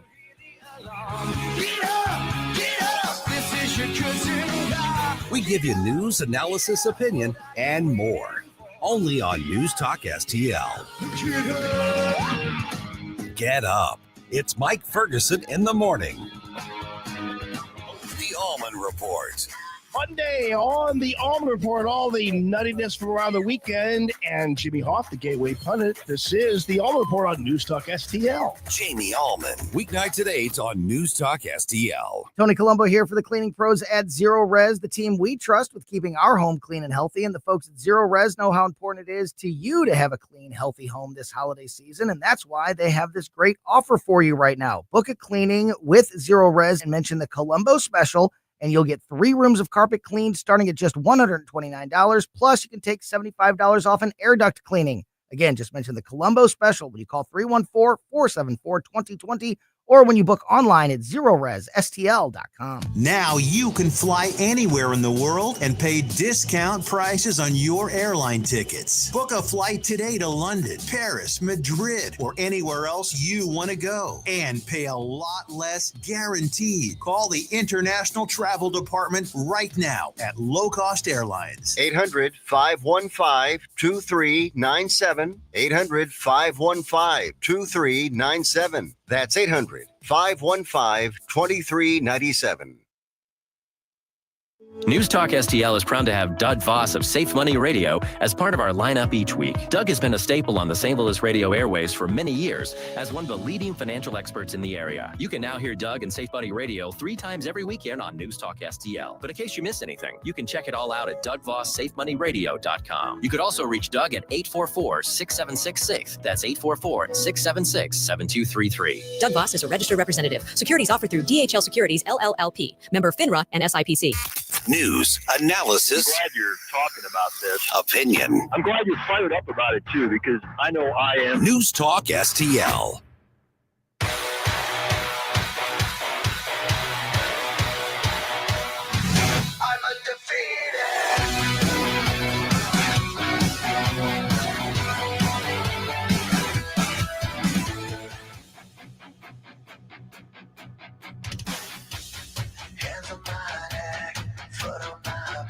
Dan Bongino here. Keep it on News Talk STL because my show starts at 11 a.m. Right now, it's back to Mike Ferguson in the morning. All right, 'tis that time of year, the New Year's resolution. Oh, yeah, those things. You guys make New Year's resolutions? Sort of. Yeah. How about you, Seth? Not really, because I realized by January 2nd, well, by my birthday on January 4th, I've broken all of them.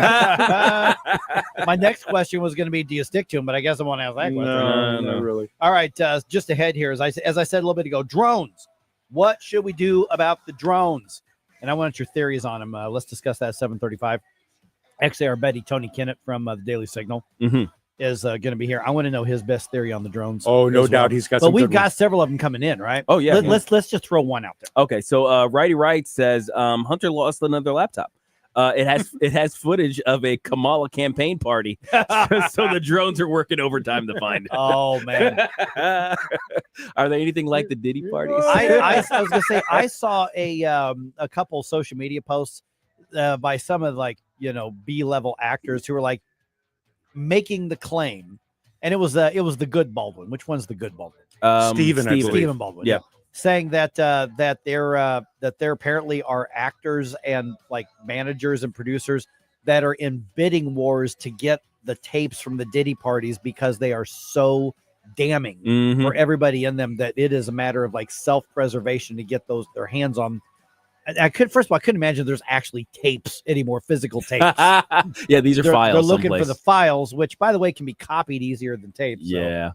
Yeah, this it's a very interesting concept because you're also seeing a lot of people actually moving this time. Did you notice that after the election? There are a lot of people who are actually moving out of country. You know, it's like, hey, here we are in our new home in France. I'm like, well, you kept promising. I mean, yeah, I was like, this is the first time in how many years that you've been promising if there was a Republican elected, you'd leave. And you actually did it this time? What's different? Yeah. Is there a variable? And, Mike, we had a discussion on Friday. Gabe, Chris, and I talked about LeBron taking a couple of weeks off. Oh, yeah. All of a sudden, saying that, hey, I was 4 for 34 in my last couple of games. I'm just not feeling it right now. I need a break. I'm gassed. Yeah. And that was that quizzical look was the same look we had on Friday. And Chris was adamant about Michael Jordan never would have done that. Exactly. And we said, Chris, I think there's more to it than just Michael Jordan saying, I need some time off. LeBron saying, I need to take a couple of weeks off. There's more to it than that. There are a lot of stars who look real nervous these days. Yes. Yeah. Real nervous. I obviously with the horrors of whatever happened. And listen, if they were just like a bunch of adults being gross. Yeah, I mean, that's your business, man. That's your business. I would expect that actually out of Hollywood. Like a frat party. Frat party. But if it's something nefarious, which is the suggestion here, because hey, back in the day, the whole sex tape thing. Sure, yeah. Remember? Yeah. At first it was, oh no, my sex tape is out. And then it was it's only $29.99. Yeah. And then it was, hey, I produced a new sex tape. Don't get it. Yeah. And now it's like, oh boy. Yeah. Oh boy. I need some time off. Could preferably out of country. In a non-extradition nation. Yeah. So I just feel like I have to shower every time I read one of those stories. Seriously. All right, but resolutions here. Mm-hmm. You know what? Sometimes we just need help with those. So I think we should ask Siri what resolutions people are making this time around. So get Siri, AI involved. Yeah, Siri. Here are some New Year's resolutions for Americans for 2025. Groundbreaking stuff here. Lose weight, save money, and be happier. They're the same ones you said in 2020. And 2021, and 22, 23, and 24. But don't worry. I'm here to remind you daily about that yoga app you bought and never opened. Cheers to another year of setting goals you'll forget by February. Let me know if you need help ordering kale. Happy New Year. Ordering kale. Nothing I hate worse than a smart aleck Alexa. I know, exactly.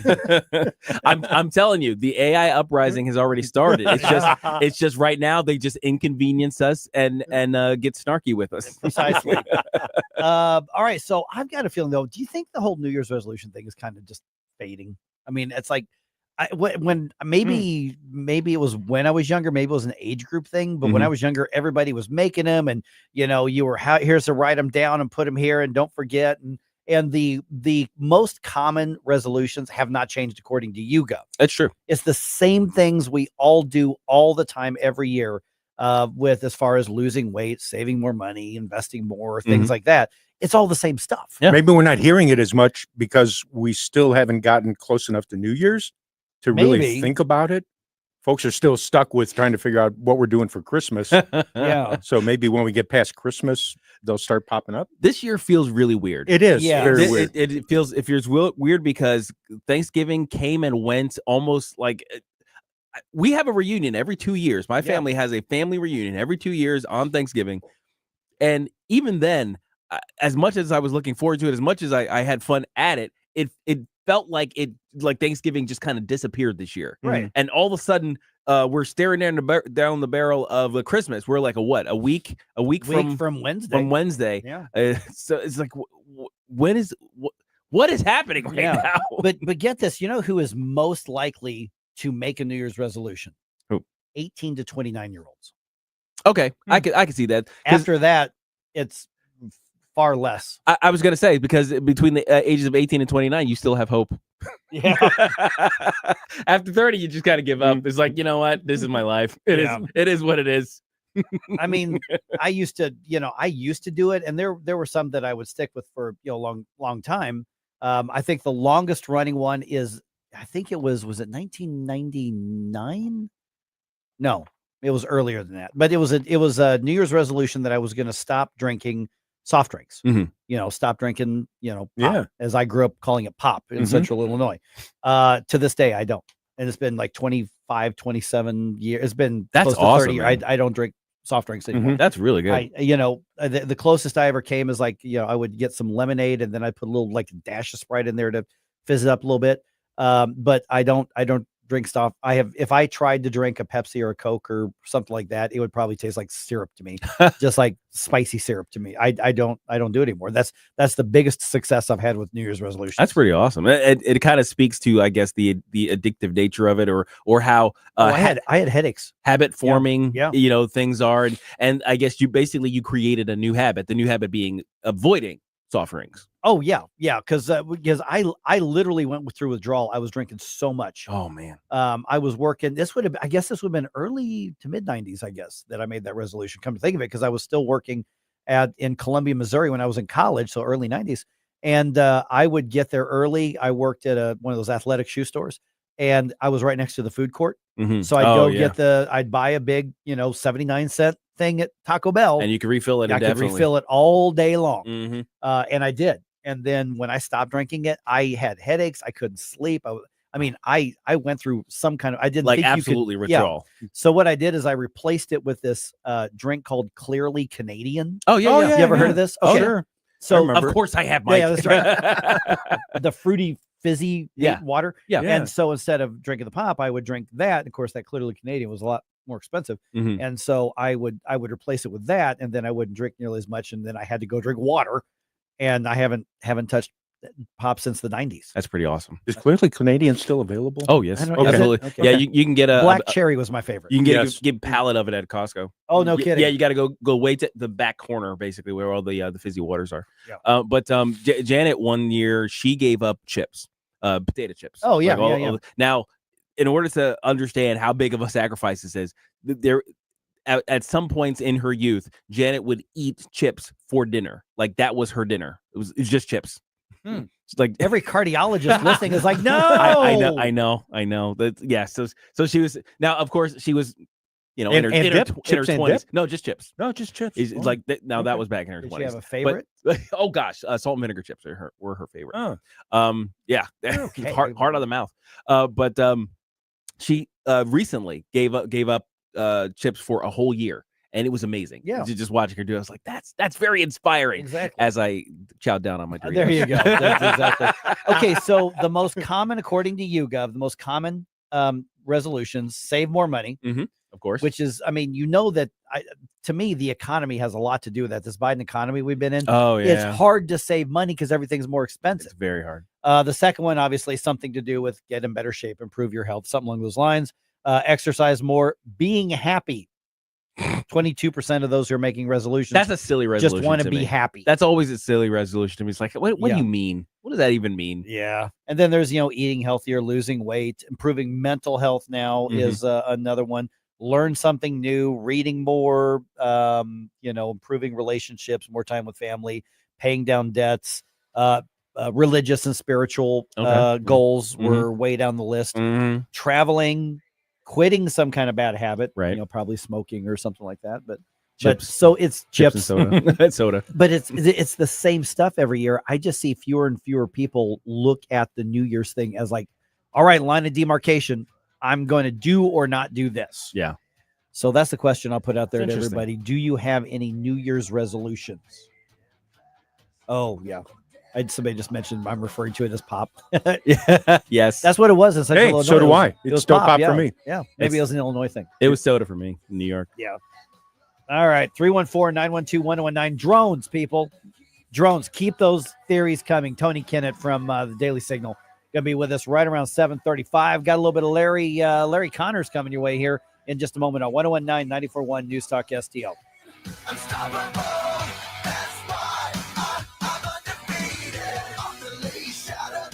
Get up, St. Louis. It's Mike Ferguson in the morning.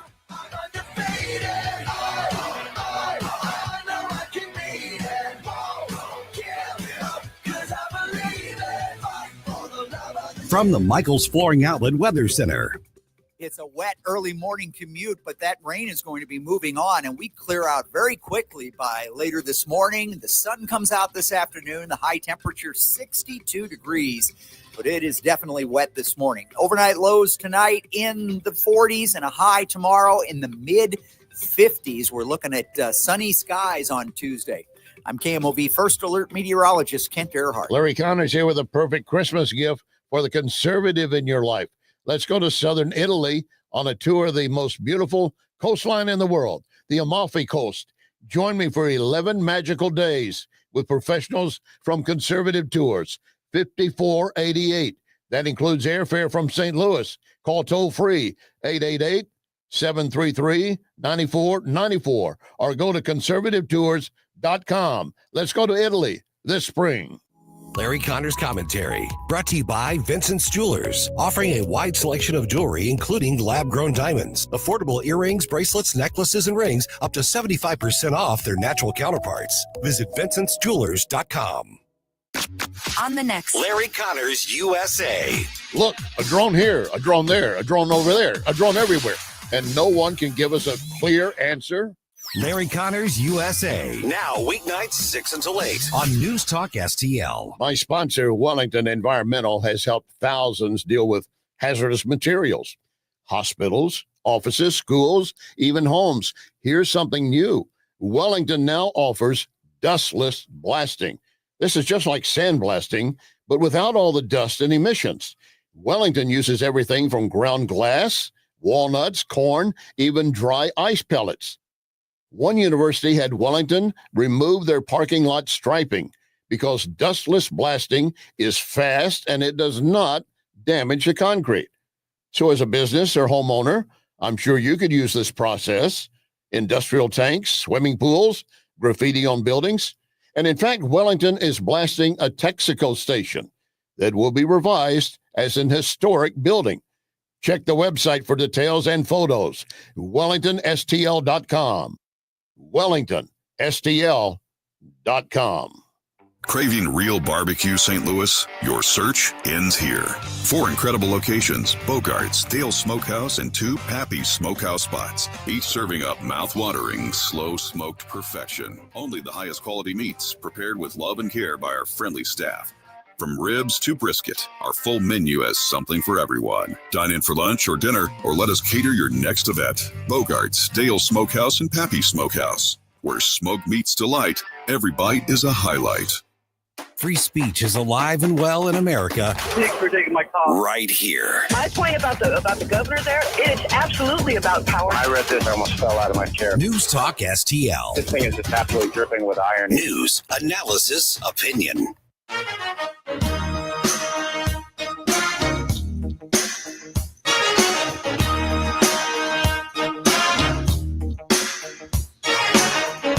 Danny Define here with the Next Gen, all new time this Sunday at 8 p.m. I'll pour up a hot cup of coffee and tune back into the Mike Ferguson Show.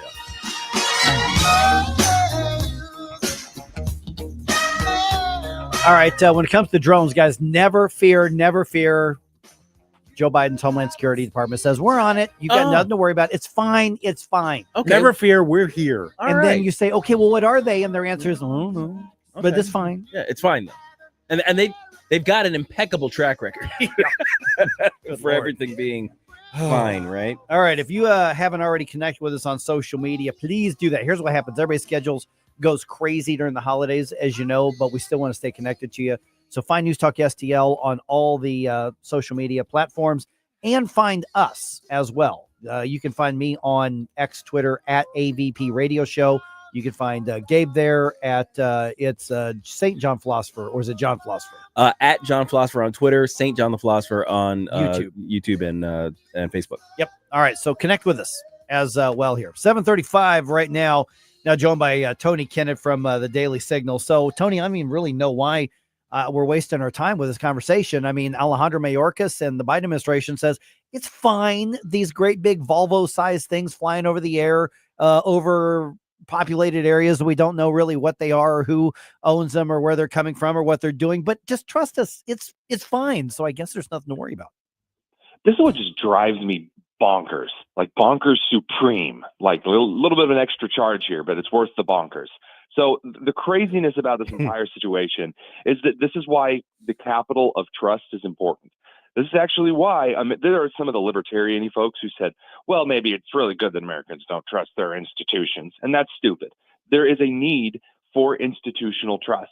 And when you spend your entire administration blowing it by allowing Chinese spy balloons to sail the entire continental United States, by a botched Afghanistan withdrawal, by not even being able to close the border or protect it, by not being able to keep these migrants from killing Americans in supposedly safe communities, then all of a sudden you have what you might consider a real situation, whether it's drones that are detecting some type of a possible dirty nuke situation, or whether it's Iranian drones, or whether it's China for the 8 millionth time. All of a sudden, they really need us to trust them because maybe they are doing some investigating. Maybe this is difficult. It's too late. They already screwed themselves by making it impossible to trust them because they're incompetent toddlers. Good morning, Tony. Gabe here. So we've been asking around about their favorite conspiracy theories, Yes. and which one kind of strikes your fancy? My favorite conspiracy theory on the drones. About the drones. Yeah. Oh, okay. Sorry. Yeah, I was about to open up a can of worms there, eh? I was going to say that Mattress Firm is actually a money laundering operation. Oh, that's mine too. That's mine too. Absolutely. Oh, no. My favorite conspiracy theory currently about the drones was that it was Iranian. Now it actually is the dirty nuke thing. The way that these are operating, the way that these are obeying Federal Aviation Administration regulations, and given the timing, it really looks like there has been something that has slipped through. I know, how could something ever slip through in the Biden administration? And there may be a shipping container on the eastern seaboard that contains some type of dirty nuclear device. And so they're sweeping the East Coast for gamma radiation. Wow. Boy, oh boy. Hey, Tony. We had somebody else say something similar on social media earlier on that as well. Yeah. And Stout Pontica's here. So I had a friend over the weekend text me and say, maybe they're Chinese balloons in disguise. Hey. Now we're in a little Temu drone action. Yeah, Temu. One of those is carrying a shipment of bats back to Wuhan. Oh, there he is. Man, he went there. Well, I love it. Hopefully one of them's got one of those presents I ordered for my wife that never showed up. So if they could redirect that from New Jersey to my house, that would be great. But I mean, back to your point, I mean, it's interesting when you point out the need for institutional trust. Yeah. That is 100% correct. Absolutely. And I think a lot of people, we want to destroy things because we want to destroy. it's like, do you hate government enough? Well, maybe not. How much you hate government. But the point that you're making, Tony, I think I want to follow up on this. I mean, we always have a lot of fun when we're talking, but this is absolutely crucial, is that when you talk about needing law and order, that's not just on paper with laws, that's also in civil society as well. But in order to have that trust in our government, which is in theory is serving and protecting us, they have to be trustworthy. And that's what we have seen year after year after year in recent years, is a deterioration of that trustworthiness. And so I think that's a lot of some of the shifts that people were making this year and demanding this year, is we are demanding a government we can trust again, which means we're demanding one we can watch and be transparent and keep an eye on and hold you accountable.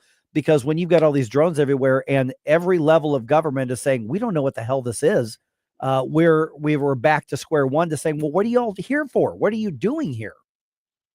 So this is one of the things that I want to point out from this year as well, as we're doing kind of a summary, is that hurricanes Milton and Helene, and those specific situations, you had two types of governance. You had Ron DeSantis, who knew exactly what he was doing, who knew everything that was going on, and had Florida back up immediately. Florida got hit harder twice than you could make the argument than some of the places that are still suffering so specifically, because all of the administrations who are busy focused on pronouns and how many transgender people they have working there for the Biden administration, when he wasn't sleeping on a beach, or Kamala Harris wasn't going on Call Me Daddy, the podcast.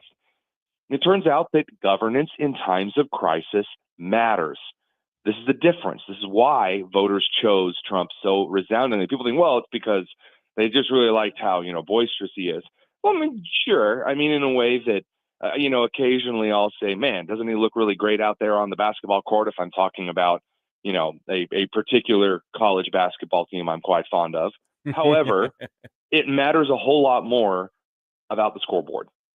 Yeah. I want to see in times of crisis what you did. Here's yet another example of why Democrats being so focused on genitalia and skin color is ruining this country. Speaking of some other issues that we were having with transparency in the government, what about these presidential pardons and commutations? I saw a chart showing the level of the number of pardons and commutations by this president, and it dwarfs every previous president. What the heck is going on? I don't even have any criminal record, and I'm feeling like left out that I wasn't pardoned for something. Can I get a commutation? I'm not even a convict, and I want a pardon. So this is actually really great for Republicans. It's great for a number of reasons. Number one, it just tells everyone, hey, we were right the whole time. They're corrupt. Number two, pardons are for when you did something wrong and you get a pardon saying, hey, it's okay. You don't have to serve the crime because I'm showing mercy. It's not supposed to be, well, I think that the justice system made kind of a mistake here. That's not what the pardon is for. It is supposed to be a measure of mercy from the executive office. And so what Biden has done for the entire country is said, that's right, he did it. He was corrupt and I'm giving him a pardon. It's like, oh, wait, so all that time, like he actually did do it? And it's like, well, also anything he might have did, yeah. It's like, wow, oh gosh. And then, like the child pornographist, Chinese spy who was part of a prisoner exchange or some nonsense. That's amazing. We have literally given up all kinds of insane terrorists from the Middle East, and then spies and warlords from China and Russia, and all other kinds of nonsense, just to get American citizens out of places that should have never been there in the first place because Biden wants to play king. It's a mockery of the American system, of course, but it is so bizarre to be sitting here at the end of the year watching Biden just hand out pardons like they're discount coupons for the nearest, like KFC. It's insane. I'm waiting for Commander to get a pardon for all the biting that he did as a security dog. I'm sure he's going to get one. It's probably in the mail. Hey, I'm still not convinced that cocaine wasn't Commander's. That's true. That's true. I'm wondering if he's going to give Disney a pardon for making the Star Wars sequel. I feel like that's a pretty serious crime. They don't deserve it, though. They don't deserve that pardon. Well, wait, hold on a second. I mean, who of these do deserve a pardon? If there's someone who doesn't deserve a pardon more than Disney, I'm ready to hear it. Yeah, I hate those guys so much. So you've got Gabe's ire up now. I hate them so much. I think he's actually said straight to jail, talking about some of these Disney straight movies. to jail. Yes, absolutely. I want Trump to start opening up Gitmo like it's a chain restaurant. I want Gitmos everywhere for these people. Yes, Gitmo for the people who created the Disney sequels. Oh yes, my absolutely. goodness! Dinner at Gitmo. Well, let me follow up because we were actually just talking a few minutes ago, Tony, of just 2024, among other things, has been a year of big shifts and a lot of these cultural things on there. It's not even just the market said no, we don't want the LGBT stuff to ruin all of our stuff just because doesn't belong there. But we've got the market pushing back against businesses that are losing the DEI stuff. I mean, between Chris Rufo and Robbie Starbuck and some of the others, we've got them saying the culture doesn't want this. They have said no. They tolerated the woke left-wing stuff in the business place, and now we're saying no. We're seeing in education, we're seeing business. We are at least at the moment in a cultural shift. How long it goes, how far it goes, I don't know. But we are seeing a massive reaction, and I think a correction to some things that have been just shoved down our throats for years now. So believe it or not, my example for this entire situation is a Hardee's commercial.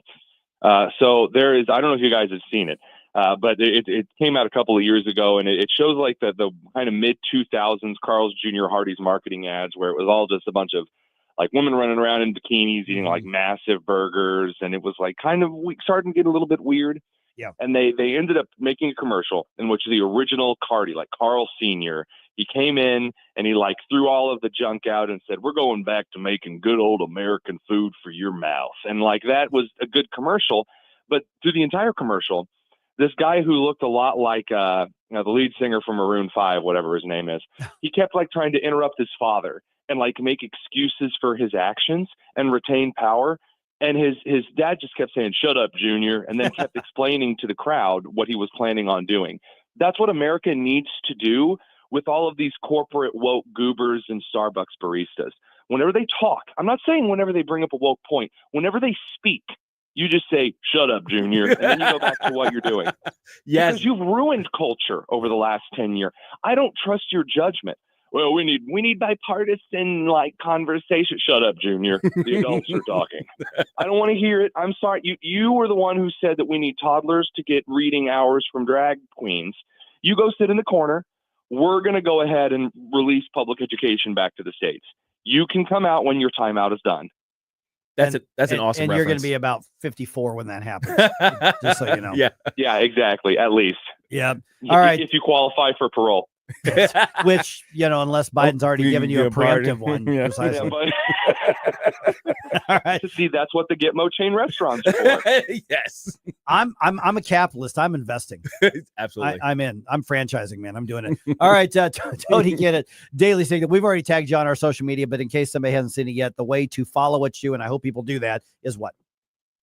At the Tonus. TheTonus if you're a masochist. There it is. Thanks, Tony, man. We'll talk to you again soon. Thanks, Tony. Thanks, guys.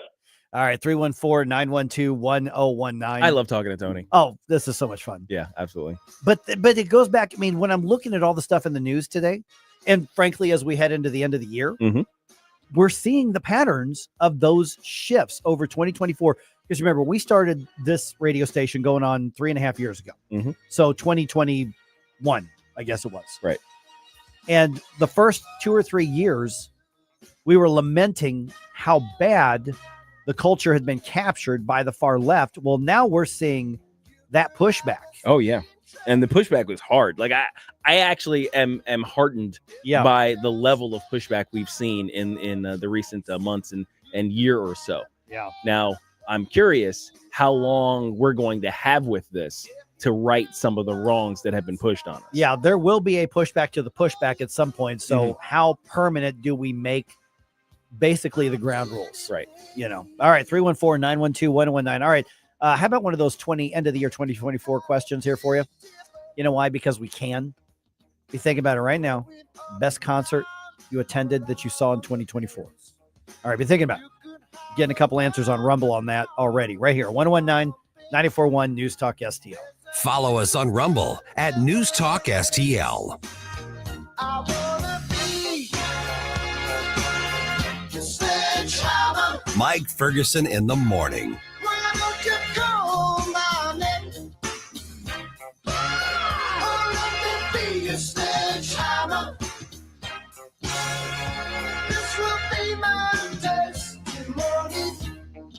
Looking for a top quality tactical gear and expert advice? Look no further than Discount Tactical, your one-stop shop for all things firearms and self-defense. Located in the heart of Warrenton, we've been serving the community for 3 years with our friendly, professional, and knowledgeable staff. From custom AR builds and silencers to the largest selection of parts, we've got you covered. Self-defense weapons, SBRs, knives, ammo, custom holsters, weapon lights, optics, and body armor. Discount Tactical. Online at discounttacticalarmory.com or stop by today and gear up with confidence. With the average funeral bill over $9,000, are your loved ones prepared? Speak with Benjamin Schaefer at Senior Memorial. Contact Benjamin at memorialplans.com. Memorialplans.com. Senior Memorial, everlasting protection.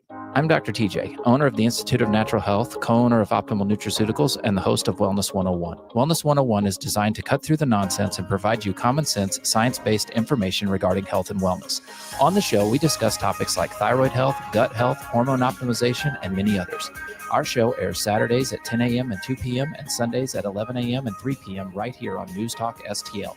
For more information, visit us at inhstl.com. That's inhstl.com. Attention St. Louis small business owners. Dive into the power of video with Blue Ocean Media Group. We create affordable, eye-catching content that makes waves on social media and strengthens your brand. Don't let big budgets hold you back.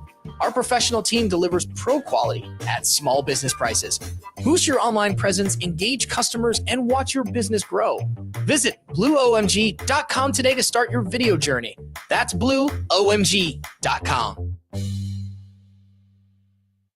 This hour of Mike Ferguson in the morning brought to you by Window World. Simply the best for less. 314-993-1800 or visit windowworld.com. Hey there, Tim Jones here. Make sure you join me and my buddy Chris Arps this afternoon from 4 until 6 p.m. right here on 101.9, 94.1 News Talk STL. Right now, let's get back to more of Mike Ferguson in the morning.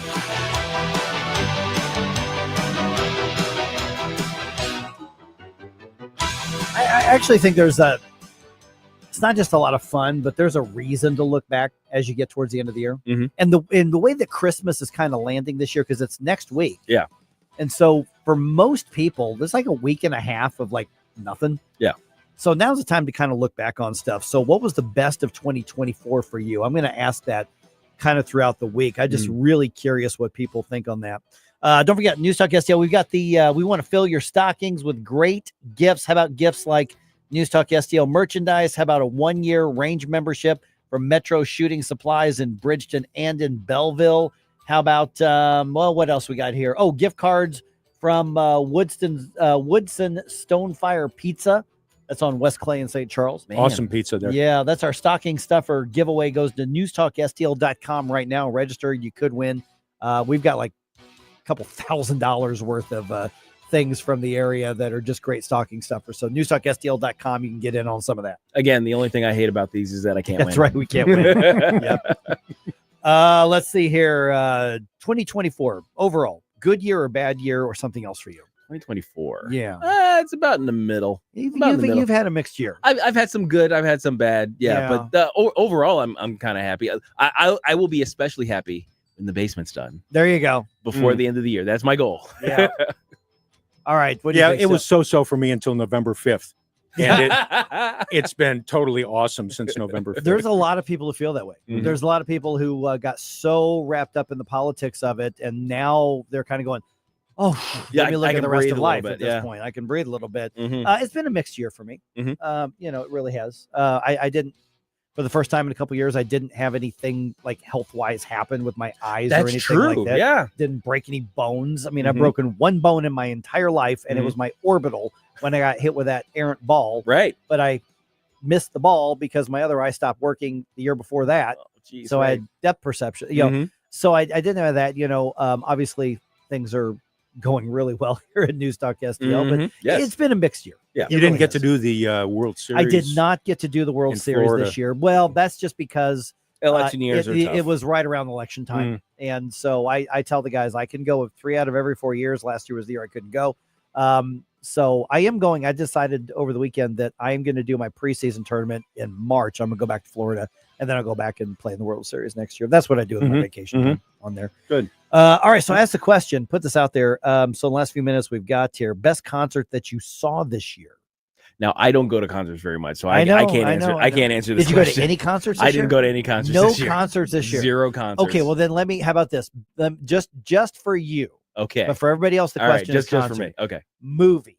Oh, best movie I've seen. Yes. This year. Did I see a movie this year? The Reagan movie was really good. That was Yes, good. it was. That was a good really movie. good. Yeah. Yep. That's one. Yeah, I would put that up there for movies and concerts for me. The Goo Goo Dolls, the Pride of Buffalo, New York, when they were at the Washington Town and Country Fair over the summer. They were great. See, I really wanted to see that, but I think that was on the same night of when I was at another concert. I still don't remember which one it was. Might have been. Because I remember you're telling me that they were in Washington. Mm-hmm. And Mike, I like the Goo Goo Dolls. That's one of the few 90s bands I really like. Mm-hmm. So that would have been a lot of fun. So I asked that question on social media here. Rizan says Pantera and Lamb of God in Kansas City. Pantera, man. Yeah, absolutely.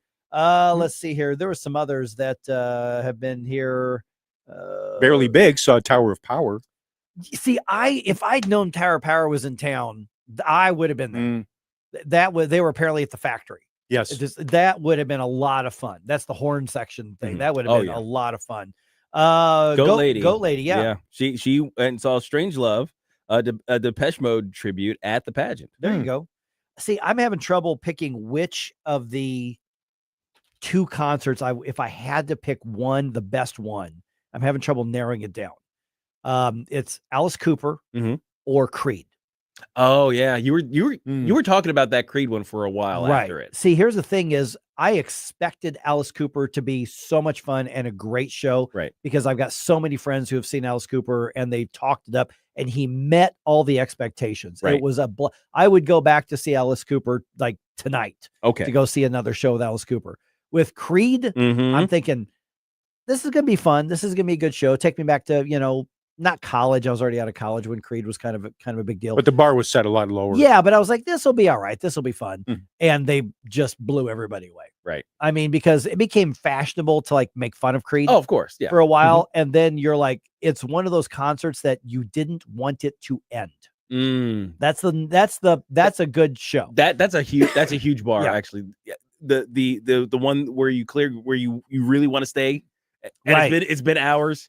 You're peopling way too much. Oh yeah. But you're okay with the peopling so Right. long as the concert continues. Because even That's like huge. some other like your favorite bands, it's like, oh, okay, it's been an hour and a half. Right. All right. It's I've had fun. I'm ready to go home. You're man. looking Let's- at your wrist even though there's no watch there. let's make this a memory now at this point, but you're still here, so it's not a memory yet. Right, Right. right. But I had a great time. But Creed is like, come on, just play one more. Just keep going. I would say that qualifies it as your best one. And I did for the this one year. thing I never ever do. What's that? I bought the t-shirt. Oh, because I have a moral objection to paying $50 for a t-shirt. Right.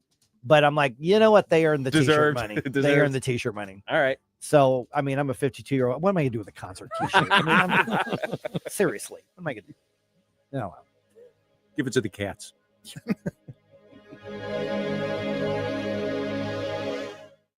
Number 1 for live and local Conservative talk. I've been a registered Democrat for 28 years. I'm really glad you're talking about this. You gotta love these idiots out here. They think we're all stupid, I guess. news, analysis, opinion. Totally agree on that. I disagree with you. It's over. Very upset. Thanks for taking my call. Thanks for taking my call. Thank you for taking my call. Thank you very much for taking my call. Wanted to ask you really quick. Is there room on the bandwagon for me? 101.9 and 94.1 News Talk STL.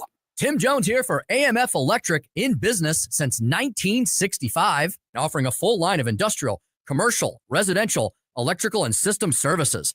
AMF is a merit shop. They work successfully for all owners who favor freedom of economic choice. Yes, even on other AFL trades jobs. At AMF Electric, they're unabashedly pro-American. Call them 314-647-4066. Online, amfelectric.com. That's amfelectric.com. Dive into adventure with Great American Divers. We're your local veteran-owned scuba center offering PADI certification courses, equipment repairs, and dive travel opportunities. From beginners to experts, we got you covered. Kids can join our SEAL Team classes, and we even host pool parties. Our experienced staff is passionate about teaching, and we're the only center in the area with our own indoor heated pool. Great American Divers on Central School Road in St. Charles. Visit greatamericandivers.com. Great American Divers, where adventure runs deep. Tim Jones and Chris Arps in the afternoon. He is Mitch Baden, president and CEO at Royal Banks of Missouri. And I'm very curious, how did you guys do in your 2023 economic forecast breakfast? Our audience actually got it right who would win the election. Now, again, we didn't know who the nominees would be last year, and they actually selected the Republican Party to win the presidency. So we were right on that one. Tim Jones and Chris Arps, weekdays at 4 on News Talk STL. KLGY HD3 Clayton, K270BW Belfast, KNBS Bowling Green. This is News Talk STL at 1019, 94.1, and always streaming at newstalkstl.com. Breaking news this hour at townhall.com. I'm Bob Agnew in Washington.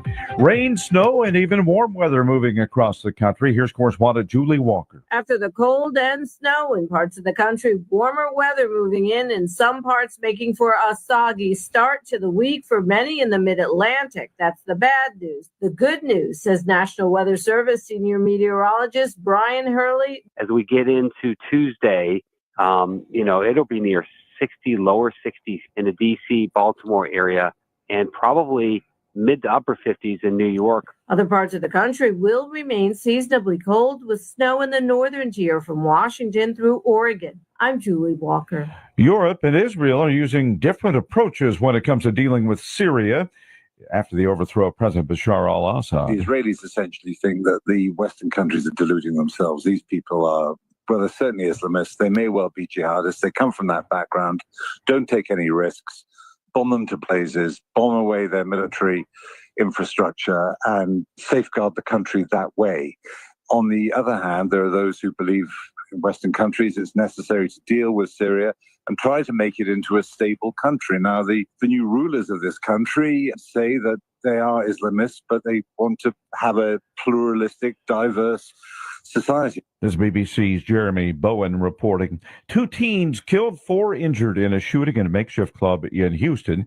Police Department Assistant Chief Luis Menendez-Sierra told KTRK. It's kind of like one of these last-minute parties, pop-up parties that have been popping up lately. It's kind of like a social media deal. Seems like the crowd was a majority juveniles. In fact, a 13-year-old girl is among those killed. On Wall Street, Dow futures up. The Dow futures up 75 points at this hour. More from townhall.com. If you just grin and bear it or bite the bullet when it comes to everyday pain, don't. Try Relief Factor, a drug-free daily supplement that helps your body fight pain naturally. Relief Factor doesn't just mask pain, it helps reduce or even eliminate it. It's 100% drug-free. It's developed by doctors. In 3 weeks or less, you'll know whether it works for you like it works for me. Try Relief Factor for yourself. Go to relieffactor.com or call 1-800-4RELIEF and save on your first order. That's 1-800-4-RELIEF. This Christmas, gather your loved ones as we at TBN celebrate the birth of Jesus. Enjoy powerful performances by For King and Country, Matthew West, Danny Goki, and Natalie Grant. Along with inspiring messages from Joel Osteen, Rick Warren, Max Lucado, and others. Merry Christmas to you guys. Tune in or stream meaningful programming anytime on the TBN Plus app. Visit tbn.org to learn more and make TBN part of your... From the Michaels Flooring Outlet Weather Center. It's a wet early morning commute, but that rain is going to be moving on, and we clear out very quickly by later this morning. The sun comes out this afternoon. The high temperature, 62 degrees, but it is definitely wet this morning. Overnight lows tonight in the 40s and a high tomorrow in the mid-50s. We're looking at sunny skies on Tuesday. I'm KMOV First Alert meteorologist Kent Earhart. This hour of News Talk STL brought to you by Senior Memorial. With the average funeral bill being over $9,000, are your loved ones prepared? Call 314-866-8886 or memorialplans.com. Senior Memorial Heritage Protection. Hi, I'm Helene Tobler, culinary nutritionist at Body of Health Direct Primary Care. Here we do practical wellness. Dr. Randy and I have a common sense approach to healthcare. My passion is helping our members enjoy better nutrition because food is medicine. We approach problems with a lifestyle foundation and cutting-edge medical tool chest. At Body of Health, it's about being your healthiest you. If you want to experience healthcare the way it ought to be, schedule a discovery call today at bodyofhealth.com. That's bodyofhealth.com. In the fast-paced world of digital marketing, making connections is a challenge for any business. But what if we told you there is a place where connections aren't just made, they're grown? Meet 2060 Digital, your premier Google partner and top-tier digital agency. We don't just follow trends, we set them. At 2060 Digital, we're not just another agency, we're your strategic partner. We dive deep into your challenges and develop solutions that drive measurable outcomes. Ready to elevate your digital presence with campaigns that connect? Google 2060 Digital today. Mike Ferguson. It's a miracle we're not in prison. Gabe Pfeiffer. Are you kidding me? Get up! Get up! In case you hear the alarm. Get up, St. Louis. Yeah, it's kind of a thing. Mike Ferguson in the morning on News Talk STL. Get up! Get up! This is your cousin.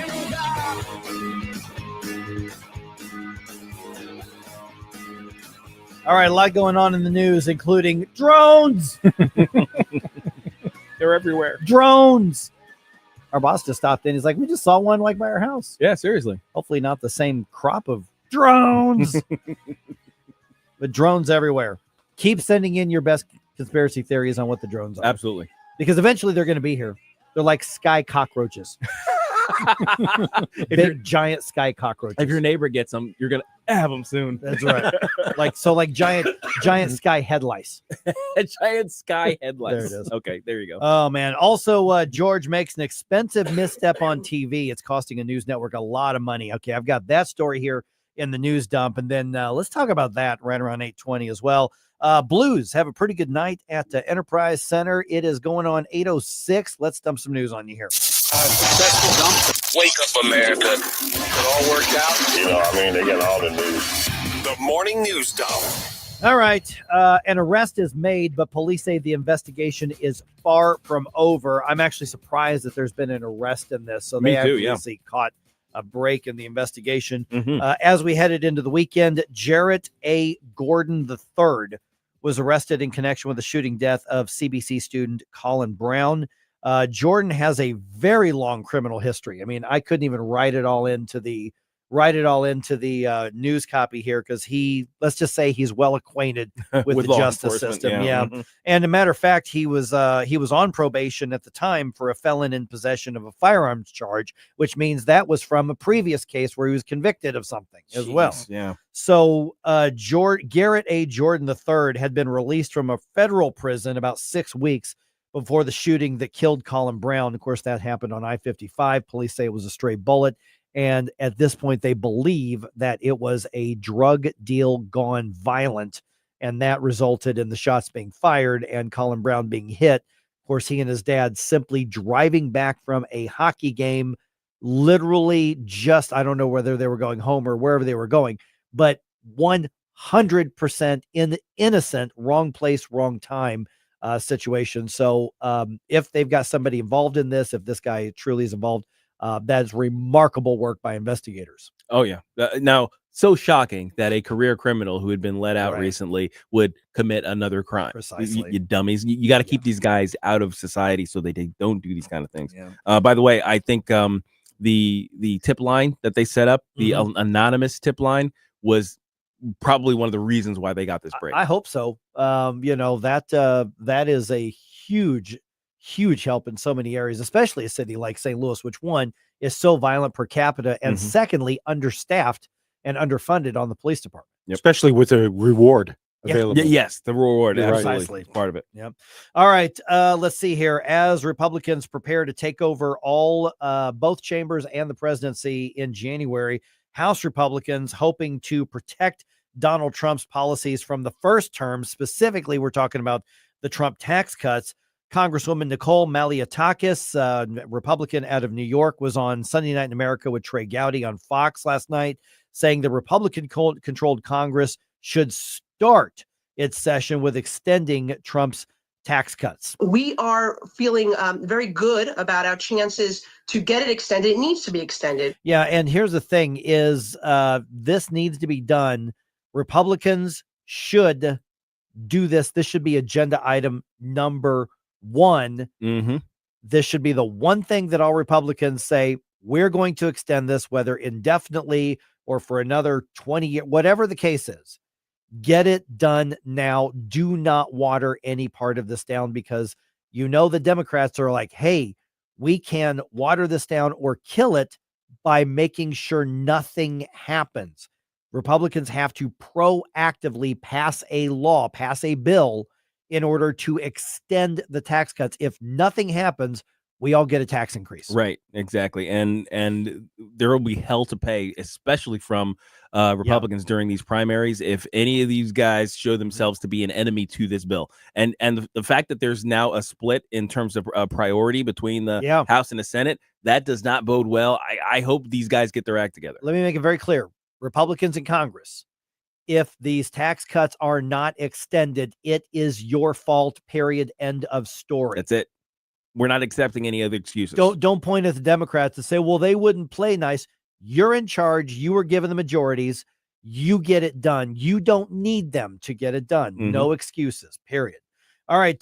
Government officials responding to questions about the mysterious drone sightings up on the East Coast. There have been numerous reports of drones flying at night in New Jersey and other parts of the Mid-Atlantic region. White House National Security spokesman John Kirby said there's no evidence the reported drone sightings pose a national security or a public safety threat or have a foreign nexus. That echoes statements from the Pentagon and New Jersey's governor. But several lawmakers want more answers, and Senator Richard Blumenthal of Connecticut says the drones should be shot down if necessary. Greg Clugston, Washington. We're having some unusually tough talk from some of our officials. I mean, get this.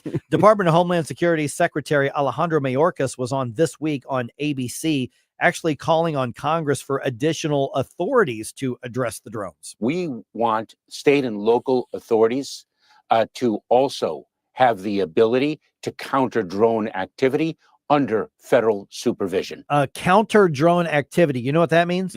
Shoot them down. That's shoot them down. Absolutely. Shoot them down. That's what it means. Blow stuff up. Yep. We just got some breaking news in, by the way, that actually they're looking for New Jersey native Vic Porcelli. Oh, really? So don't squeal or anything. I'm just saying, snitches get stitches. I see nothing. That's right. That's the way to look at it. Oh, my goodness. All right. Speaking of Donald Trump and his upcoming administration, he still has obviously a lot of his administration to get past the U.S. Senate and actually put into place. And a lot of his cabinet picks have been swarming Capitol Hill, meeting with senators ahead of the confirmation hearings once they are formally a nominee. South Dakota Senator Mike Rounds was on Sunday Night in America with Trey Gowdy on Fox. I didn't see Gowdy's show last night. Sounds like it was a really busy, packed show on there. And he commented on how those private meetings with those soon to be formally former nominees are going to be. In the private settings that we have right now, it's a great opportunity to get to know the folks, make them feel comfortable, but then also give them, as they say within the constitutional things, advise and consent. Well, the advice in some cases goes directly to the candidate about things they can do to improve their odds of looking good in front of the American people. And some of these are going to sail through with no problem whatsoever. Oh, absolutely. There's going to be a little bit of a slap fight over a few others. And actually, honestly, that's kind of healthy. I think there should be vetting and there should be some back and forth. I see, some people on social media, you know what, 100% Donald Trump should get deference on every single pick. Just give him everything. Well, that's not the way our system's set up. No, there really should be some critiquing done. And we've already had some positive responses out of some of that, because like the one guy he wanted for the DEA was awful. Yes. And fortunately, he's been sort of pushed back into oblivion where he belongs and back down into his county job in Florida right there. There's nothing wrong with the advise and consent. There's a reason that was written into the Constitution. Absolutely. And I hope the same happens to the Surgeon General prospective nominee as well, because she was very much a COVID tyrant. Yeah. And, just and also goes along with the whole trans craziness also. So, there's nothing there for us. So that's why where the advice and consent really comes in. We have to hold our people accountable to the ideology we want them to have. And we had Pete Hegseth Mhm. getting a lot of bad rap and tough situations with stuff that's happened in his life in the past. And I think from what I've seen of interviews with him, his life has really changed quite a bit since 2018, his personal life with his wife, and also making a commitment to Christ in his life in 2018. And I remember hearing about that before, but I had never seen him specifically talk about it until he did a lengthy interview with Megyn Kelly. But there was that one interesting incident last week where ProPublica, or I used to call him ProPublica, I guess they're ProPublica, said that he never was accepted at West Point. And he came out with the actual copies of his acceptance to West Point. Nice going, ProPublica. So I thought, well, chalk went up there for Pete on that, because they came out and totally lied about the situation. And he said, here's the paperwork right here. I didn't go. Were you expecting journalism? Yeah. No. You're right. And Hegseth is one of those who may or may not make it through. Correct. I mean, Yeah. we don't know what's going to happen. One of the things, just on an interesting note on that, is, and my wife found one of these stories, is that some reporters, journalists, writers are now going to AI to say, tell me about this. And AI is getting it wrong. And they're just saying, here's here's what happened. And they're not vetting AI, and they're trusting it already. And AI is getting it wrong. And sometimes it's malicious and they're just lying. Other times it's complete incompetence. Other times it's trusting a technology to do our thinking for us, which is what we're looking to AI to do. Draw pictures for us if we don't have the talent to draw the pictures ourselves. Imagine the script for us. I mean, do things for us that either we don't want to, or we can't, or we don't have the time for. And you're going to start seeing more and more and more of this, because AI builds on what's out there, and there's a lot of false information out there. So eventually AI is going to have false information that it spits out as true. Yeah, AI is really just it's a black box, and you got to remember, one of the prevailing rules about black boxes is garbage in, garbage out. Yep. And so the input to AI, which is just an aggregator and it disseminates the information in intelligible ways, is us. We produce the information that goes into the AI. So stop making AI stupid. Right. Because whatever momentum it has, that's what's going to happen, which is why you've also got to take a big, close look at who's going to regulate and control AI. Because I don't know that I want an activist left-wing deep state government saying, well, we got to control AI to protect you. Really? Yeah. I'm going to take my chances with the free speech side, but we need a way to have some sort of transparency, consumer rights. I'd rather them look at the consumer rights side of it. All right, real quick here. The Blues hold off the Rangers, get a 3-2 win Sunday night at Enterprise. Blues were actually up 3-0 at the end of the second period. Firmly in control of the game. The Rangers scored twice in the third, but they were stopped there. That second goal was scored like 8.5 minutes, with 8.5 minutes left in the game, and they were stopped. Joel Hofer, 26 saves. He's having a really good string here about the last 3 weeks. A lot of saves. No game today. New Jersey Devils are in town tomorrow. I cannot confirm or deny that they will be arriving at the Enterprise Center in drones. Indifference. Stop it right now before you blow us all away. Get up, St. Louis. It's Mike Ferguson in the morning. Get up, can't you hear the alarm? Get up, this is your cousin. Tim Jones here. I'm here with Eric from Newstetter's Fine Jewelers, a St. Louis jewelry tradition since 1961. What are y'all doing over at the jewelry store? Wow. Well, first I want to say don't let fine and fine jewelry confuse you. We have pieces starting at $100 that will keep your loved one happy for a lifetime and look like you spent thousands. Get started early. We also have a wish list to ensure your loved one gets exactly what they want. And we're also bringing back a layaway program to make your life easier. Newstetter's Fine Jewelry is truly where honesty and integrity meet. We're all about quality at a fair price. Our goal is to guarantee that the gift you give will be loved for a lifetime. Come in and meet our professional staff that will put your needs above all else. There's never any pressure here, just an attentive family that listens and educates you to ensure you're completely happy and the gift you give is perfect. Experience that fantastic Newstetter's difference today at wowdiamonds.com. Newstetter's Fine Jewelers, wowdiamonds.com. Hungry for the best steak you'll ever have? Head to the heart of Moscow Mills and discover Harry J's, a local landmark and family-owned steakhouse, serving up excellence since '98. From mouth-watering appetizers to decadent desserts, Harry J's has something for everyone. Enjoy our extensive bar selection while soaking in our friendly family atmosphere. Whether dine in or carry out, your meal is prepared to perfection. Make the drive to 300 Main Street and treat yourself to a taste of Moscow Mills' finest. Harry J's, more than a steakhouse. We're a tradition. Getting new flooring can be exciting, or it can be a hassle. To make sure you have a great experience, use Michael's Flooring, like I did. Hi, it's Susie Moore, and Michael's Flooring has become my go-to for quality, variety, and an all-around great experience. They've been locally owned and operated for more than 30 years. Carpet, hardwood, laminate, ceramic tile, natural stone, luxury vinyl, it doesn't matter. Michael's Flooring is ready to help. 3 locations to pick from: St. Peter's, Darting Prairie, and Creve Coeur, or online at igotfloor.com. That's igotfloor.com. From home improvement to replacement, do-it-yourself electrical projects can be shocking. That's where Grasser Electric can help. They've been lighting up St. Louis for years. From ceiling fans and dimmer switches to repair or replacing your electric. No job is too big or too small for your home or business. Grasser Electric will even install emergency backup generators. So call Grasser Electric today before the sparks start to fly. 636-441-5200 or go to grasserelectric.com. Hey, how you doing? Santa Vic here. And Santa's head, Vic head. Here. And you can win some great prizes with News Talk STL's St. Louis Conservative Christmas. You forgot the ho-ho-ho. You forgot the ho-ho-ho. Oh. No, ho-ho. Oh. A St. Louis Conservative Christmas. Log on to newstalkstl.com for your chance to win. Brought to you by Woods and Stonefire, Tropical World Pets, El Morelia Supermercado, and Metro Shooting Supplies. Oh. St. Louis's new choice for conservative talk. Live and local. I need to know what's going on in my city. News Talk STL.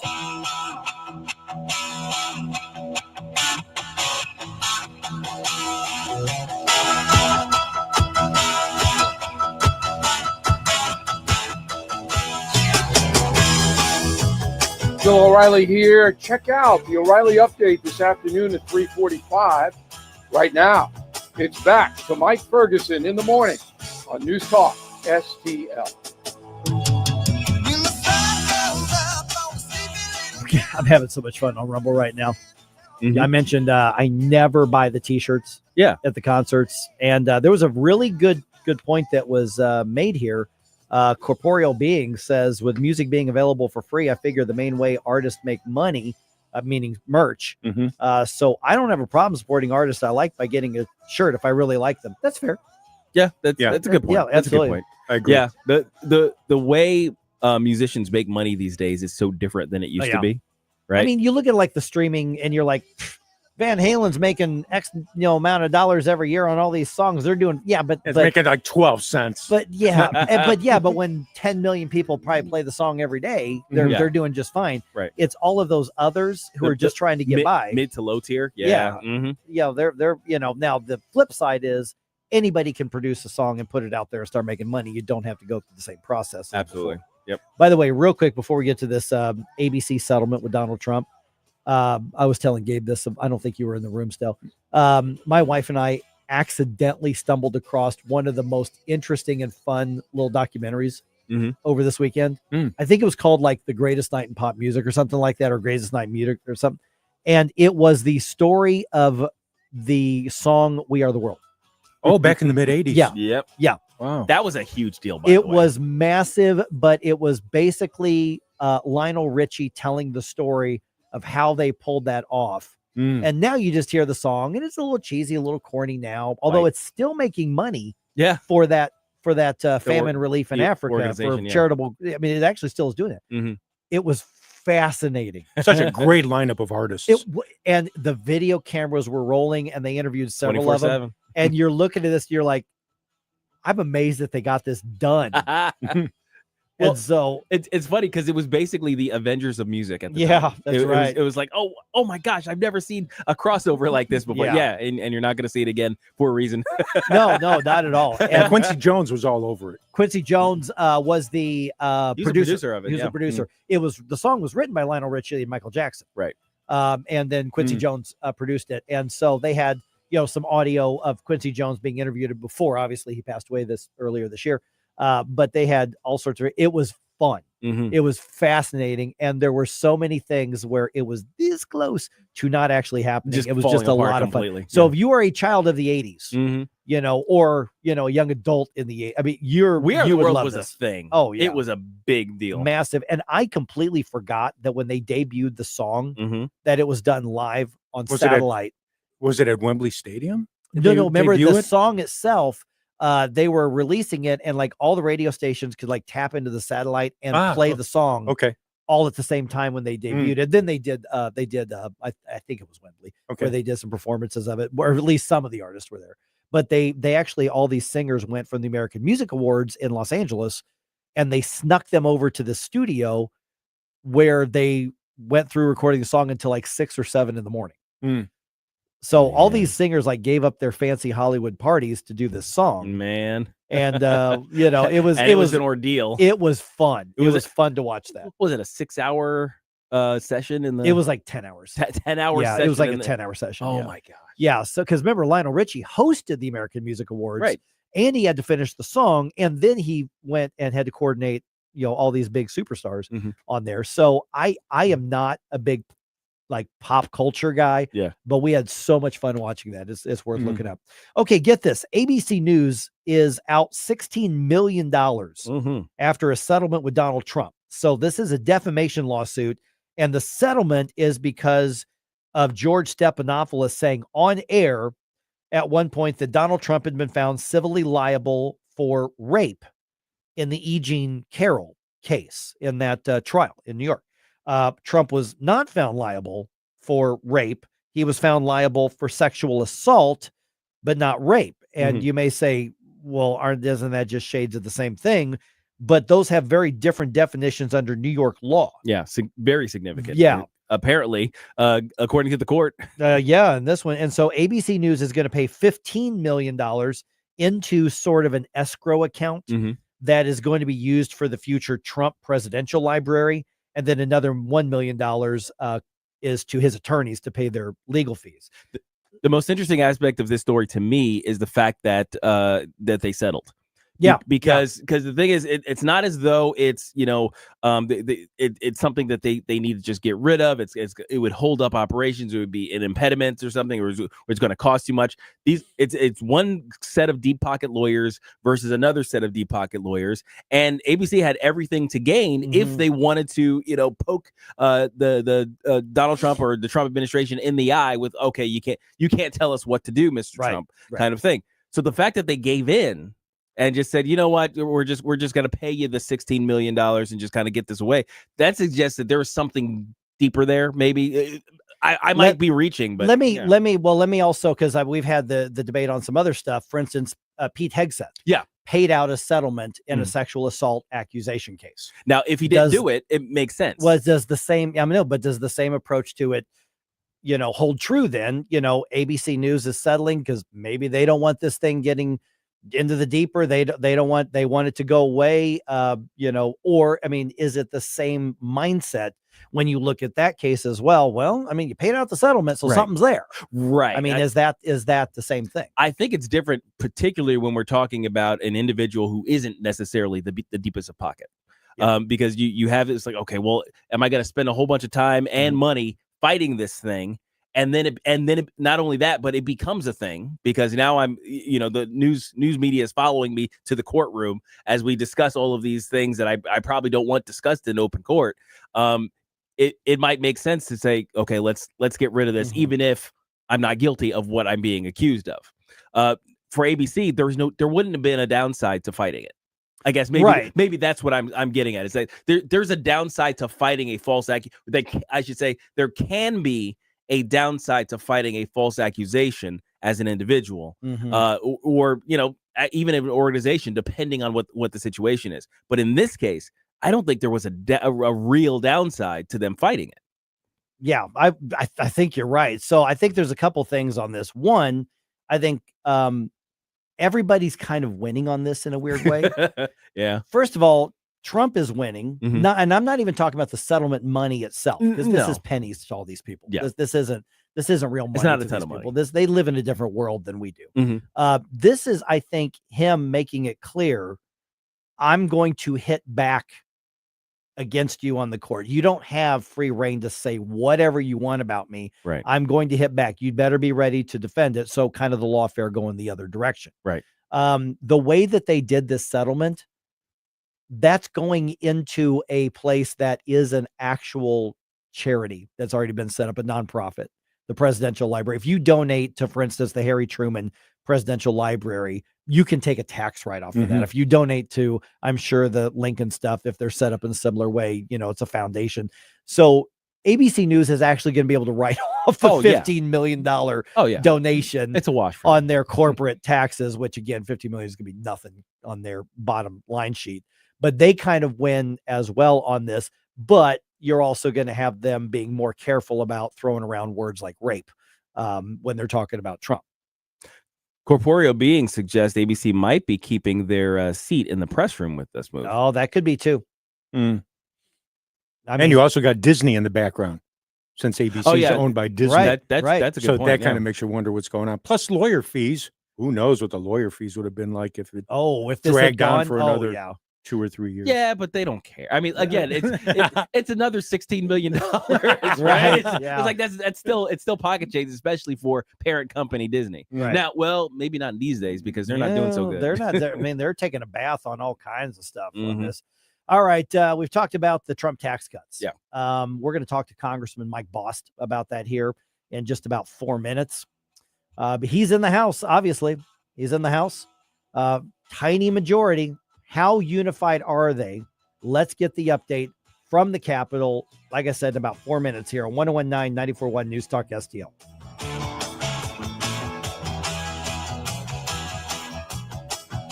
We give you news, analysis, opinion, and more. Only on News Talk STL.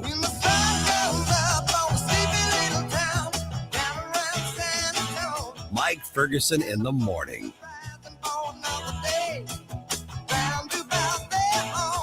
From the Michaels Flooring Outlet Weather Center.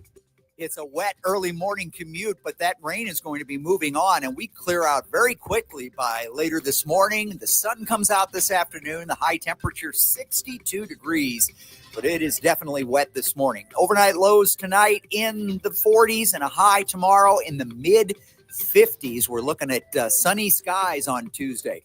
I'm KMOV First Alert meteorologist Kent Earhart. Fox News commentary. DHS Secretary Mayorkas is downplaying the drone situation, and that should terrify you. I'm Tommy Lahren. More next.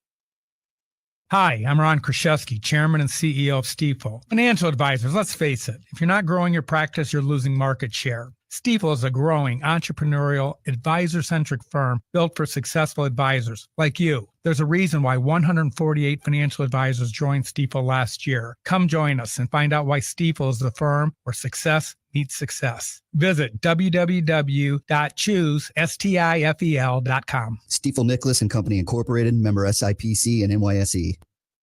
President Ronald Reagan once said the 9 most terrifying words in the English language are, I'm from the government and I'm here to help. And he was not wrong. However, I'd say an equally terrifying reality would be the government assuring us the SUV-sized drones flying over a U.S. state every night for a month are nothing to worry about. Well, DHS Secretary Mayorkas is making the media rounds to downplay concerns over the mysterious drones traversing New Jersey and other states, but he's not making a convincing argument. He has suggested the drones could have been purchased at a convenience store and also laments the federal government's inability to do anything about them. How stupid does he think the American people are? This is the most dishonest and diabolical administration in U.S. history. They lie and lie and lie about absolutely everything. I'm Tommy Lahren, and you can watch my show, Tommy Lahren is Fearless, at Outkick.com. Craving a taste of Italy? Look no further than Vitale's Deli. We're bringing a little bit of the hill to the heart of Glendale, serving up a delicious variety of sandwiches inspired by authentic Italian flavors. Call 314-966-9912 or visit vitalesdeli.com.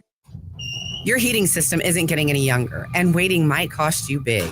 Katie here at Elite Comfort Experts. With new government mandates and 2025 manufacturer price hikes, delaying a replacement means paying more. But here's the good news. You can save now with tax credits, utility rebates, and easy financing. No gimmicks, just guarantees. Don't wait for your old furnace to quit for good. Call Elite Comfort Experts today and replace your system before prices go up. Call Elite at 636-887-0971. I've got a way for you to really dress up your home, and only one guy I'd trust to do it. Michael Proctor, like doctor. Michael will personally examine which drapes, blinds, or shutters will complement your home. He doesn't just measure, he designs, and to make sure it's done right, he will install them. All this saves you money on custom-made drapes, shades, and shutters. Proctor, spelled like doctor. ProctorDrapery.com. ProctorDrapery.com. Southern Armory, your hometown gun store. Come and be more than just a customer. Southern Armory, we carry the best guns, holsters, knives, magazines, ammunition, and even food storage. Special orders are welcome. Southern Armory, 1 mile east of 270 and 44, 9901 Watson Road, and southernarmory.com. That's southernarmory.com. Whether you're purchasing your first firearm or adding to your collection at Southern Armory, you're more than a customer, you're part of the family. Follow Southern Armory on Facebook or at southernarmory.com. If you find yourself feeling out of place in the world, it's comforting to know conservative values haven't been abandoned everywhere. Thanks for being my voice in all this. This is News Talk STL. There are people out there that feel the way that I feel and say what I say. Welcome home. Love the music you hear on the morning show? Check out Mike's morning music playlist at newstalkstl.com.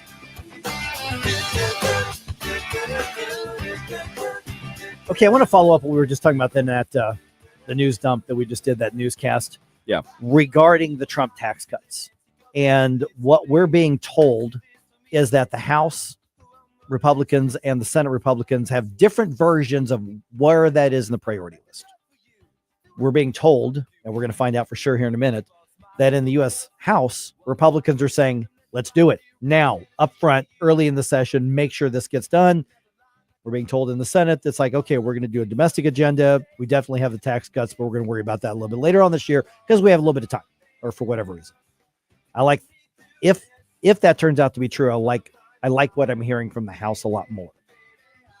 It is 8:35 right now. I'm Mike Ferguson, got Gabe Pfeiffer here, got Stel Ponticus here, joined now by Congressman Mike Bost from Illinois. And Congressman, great to chat with you again. Thanks so much for being back on the show. Thanks for having me on. Yeah, you got it. Okay, so what's the mindset in the U.S. House? You've got such a tiny majority right now. The Trump tax cuts, to me, should be top 2 or 3, if not number 1 for the Republicans. Yeah. What's the mindset in the Republican caucus right now for that?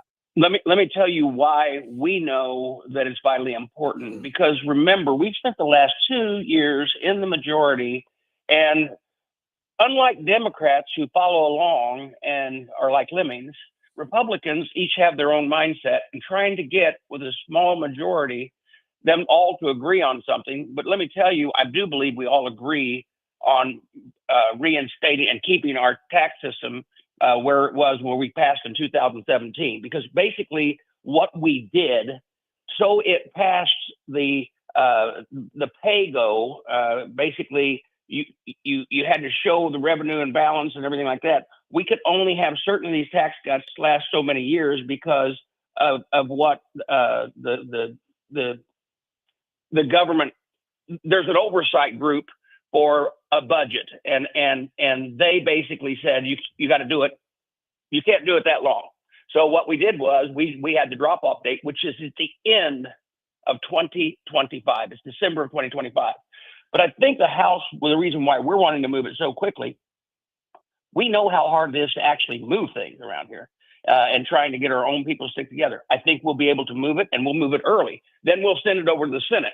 But the Senate doesn't quite move like the House, unfortunately. I'd prefer that they moved it right away. I think you'll see it come out of the House fairly quickly, go over to the Senate, and then sit there a few months while they're trying to decide, which I don't even understand why they would want to modify it. I think it's perfect the way it was. If you can remember how it stimulated the economy, and it will do a very, very bad job on the economy if those taxes are allowed to reappear.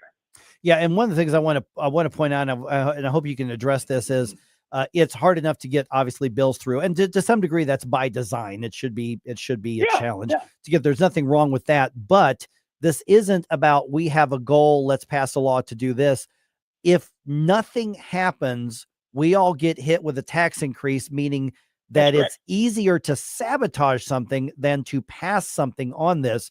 So the question then comes down to is how united are Republicans going to be on this particular thing, even if y'all fight amongst yourselves over everything else? Right. This is a thing that Republicans should be united on. I've not heard anything from our conference, somebody trying to drag their feet and go, well, I'm not sure. The only argument might be in there. There is groups that have states that have a higher tax on property tax in their states. And if you'll remember, that's an acronym of SALT. Those states want SALT put back in, which basically you get a tax. If you pay property taxes in your state, those are deductible from your federal income tax. And these 5-6 states are wanting that put back in. That's the only argument in here. Everything else they're good with. They're just wanting to get a basically. But what that does is that knocks your balance out. Good morning, Mike. Gabe here. So what I'm hearing from the CBO is that they're scoring this as a hit, basically, against tax revenues. But don't we already have evidence that it increased tax revenues last time? How do you have to square that with the CBO? That's also why we want to get rid of the CBO because they don't calculate like you and I. They don't give you credit for saving. They only give you, and what's wild is, so if you pass a bill that has a new program in it, and that new program expires at the end of 5 years, then they don't count it against you for a cost against the budget. However, if you pass a tax relief, and it expires in 5 years, they're going to count it against you if you don't do anything, or if you do it again. You see what I'm saying? That's weird. So they don't really calculate things well. They don't give you credit for saving. They don't give you credit for showing that your GDP goes up because people reinvest that money. But as I said, that's why we would like to get rid of CBO. We're visiting with Congressman Mike Bost from Illinois. Okay, so then the flip side of that, obviously, is the spending. And then, of course, with, Vivek Ramaswamy and Elon Musk being appointed to the commission, the Doge Commission. Of course, a lot of people are really excited about them coming up with the list, but people need to understand they can't do a thing about cutting it. It's got to go through you all to cut that. That's correct. So what's the preparation for that? Because again, I think if Republicans fail to make massive cuts because people are so excited about this, people are going to hold them accountable. Yeah. So here's the thing you want to watch about Doge. Okay. Remember, we've had Blue Rock Ribbon Task Force before. I'm excited about it. Okay. I was enjoying meeting with them. I've always said, to try to run it as much like a business as you can, make sure you control each line item. If they want to come forward and give us statements of how they would suggest we would save, then we will try to our best to implement that. But remember, once again, you've got to get through the House, you got to get through the Senate, you got to sign by the president. Now, there's several things that the president can do through administrative rules, which he will probably do, to reduce overall spending. Now, the advantage that you have, and let me give you an example. I've been blessed again by my colleagues to be a chair for the VA for the next 2 years. And there are things, now, anytime somebody says we're going to stop a program or we're going to do something with the VA, instantly the Democrats come out and scream, oh, you're hurting our veterans. No. Sometimes you're not hurting the veteran at all. You're actually benefiting the veteran because you're getting bureaucrats out of the way so that you can actually provide the proper service in the way that you need to. And the advantage that we're going to have as Republicans this time, the new secretary, who doesn't look like he's going to have a problem being confirmed by the Senate, is a guy by the name of Doug Collins. He's a very good friend of mine. Doug and I will work together to go through even with those committee, it will probably do things too.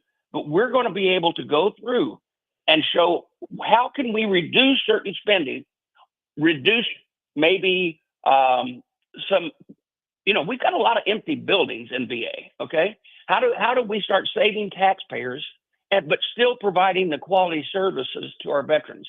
We'll be able to go through that, and each agency should be able to go through that as well. There's a lot of good ideas already. I think we'll move forward with it, but you are right in the fact that they don't have governing power. They don't control the purse. The House controls the purse. They can give us suggestions. They don't control the administration. They can give advice to the administration. They can give advice to us to try to do things we need to do to save.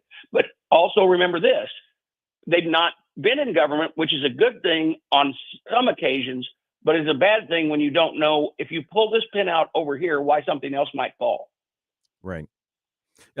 I actually was going to bring up the Veterans Committee chair, but congratulations on retaining that, by the way. Thank you. I wanted to poke at you a little bit, I guess, on what the priorities are in fixing the VA. I mean, my dad had VA healthcare, and it was not the greatest. And I'm just wondering how do we fix the system for our veterans? Well, first off, remember, it's the second largest bureaucracy in the world. And we passed what was known as a Mission Act several years ago, which allows for the veteran themselves to choose, do I want to go to VA or do I want to go out into the private for private health care coverage? Democrats don't like that at all. They think it's privatization of the VA. It is not privatization, but understand this, and this is vitally important to remember, and I say it so many times. The VA was not created for the VA. The VA was created for the veteran. And we need to remember that, and we need to make sure that we can. One thing that we're going to do is we've got to implement that if a VA employee messes up, right now they end up spending a lot of time moving them around and never firing them. We're going to give the power back to the VA to fire. Now, that doesn't mean they won't have due process, but it does mean that if a person is doing a bad job for our veterans, we're going to remove them, and that's upper level and middle level. And now understand that the frontline worker, most of them are under contract as far as they're unionized. So we have to abide by that. But that being said, we also need to modernize VA. Right now, we have a tremendous amount of buildings that were built in the 1950s to provide health care from the 1950s.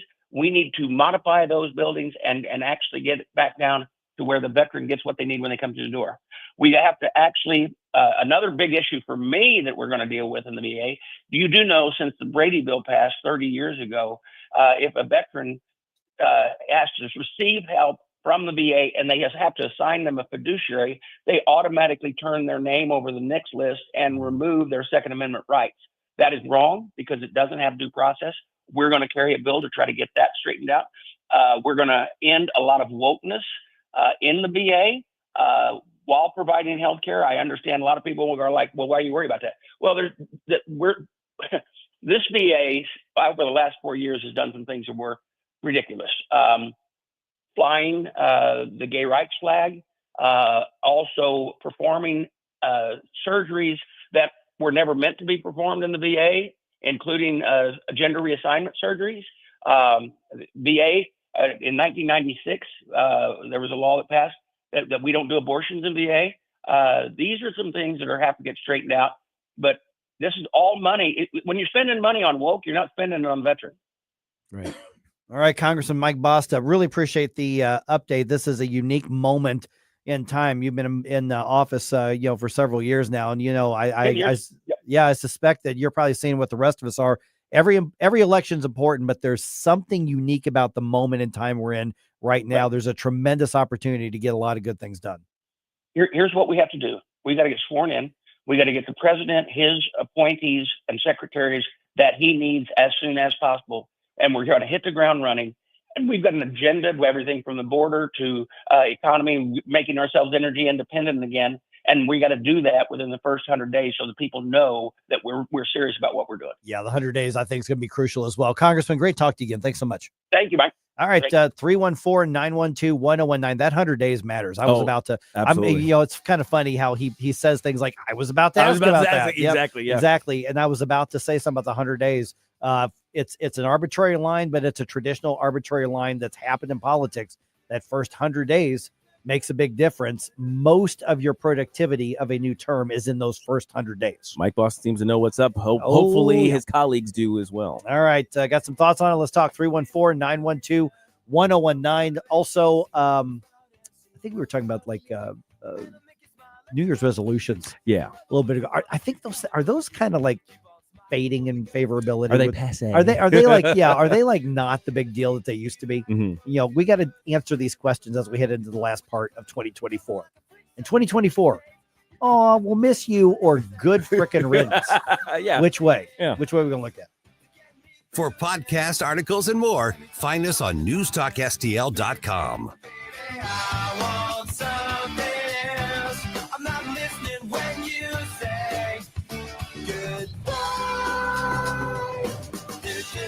Mike Ferguson in the morning. Jewels on Hampton and St. Louis Hills is paying some of the highest prices on gold, silver, diamonds, semi-precious colored stones, coins, flatware, and fine watches on site. Jewels on Hampton is a premier jeweler featuring Alvanza's jewel art designs with an exquisite selection of diamonds, semi-precious stone jewelry, and vintage watches. Their expert design team can restyle your jewelry to today's contemporary style. They also do jewelry and watch repair. Need extra cash? Jewels on Hampton is paying some of the highest prices on gold, silver, diamonds, semi-precious colored stones, coins, flatware, and fine watches. Bring in your collectibles and clocks and sports memorabilia and figurines too. Jewels on Hampton, 4506 Hampton, just 3 blocks south of Chippewa, and jewelsonhampton.com. Call them at 314-752-5000, 314-752-5000, and jewelsonhampton.com. Jewels on Hampton. This holiday season, make your brand shine with Blue Sky Apparel and Promotions. Need uniforms, signage, trophies, or promotional gear? We do it all. A woman-owned, local business that turns your brand vision into reality. From clothing to plaques, we've got you covered. Call 314-739-4531 or visit blueskypromotion.com.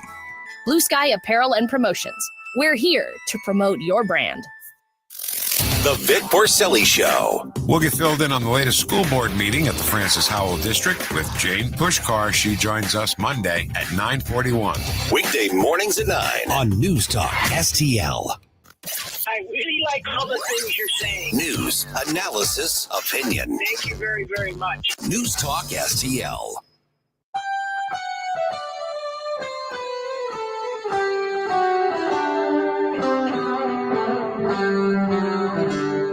Bill O'Reilly here. Check out the O'Reilly Update this afternoon at 3:45.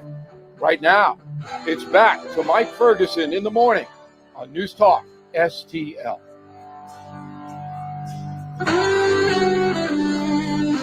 This is more Gary Hoey? Actually, it's Steve Morse. Oh, okay. Yeah. A little Christmas music from Steve. Stella and I have been negotiating the levels of Christmas music. We get towards the end of the week. I know there's a flood of it that I can't avoid probably. We're in deep negotiations. That's right. Okay, 1 an hour. Come on, 1 an hour is a lot. No, yeah. Oh man. As we get closer, obviously, at some point it'll be appropriate to have Christmas music, but we're still 8 days away from Christmas, so it's not appropriate. And you'll be gone by then. I'll be gone by then. I'll be on vacation. Yeah, that's what's funny is because like any other workplace, we have PTO days, and normally I will go to Florida to play in that tournament. Didn't do that this year, so I had time to just chill. Use, and you have to burn it. I have to. It's a use it or lose it situation. Well, okay, so I would rather have carried it over because there were other tournaments. So I would have been like going to a tournament every 3 months. Oh god. Everybody's like, no, Mike, you can't constantly be globetrotting to play baseball when you host a talk show. So. Yes, exactly. Is that your New Year's resolution to use more PTO days? I always, last year I actually, there were some things that happened that I ended up thinking I was going to use them and didn't. And so the bosses let me roll a couple of them over, which was very nice. They're very generous. I could have lost them. Yeah. And so I'm actually a believer in use them. Yes, absolutely. Listen, that's part of your compensation.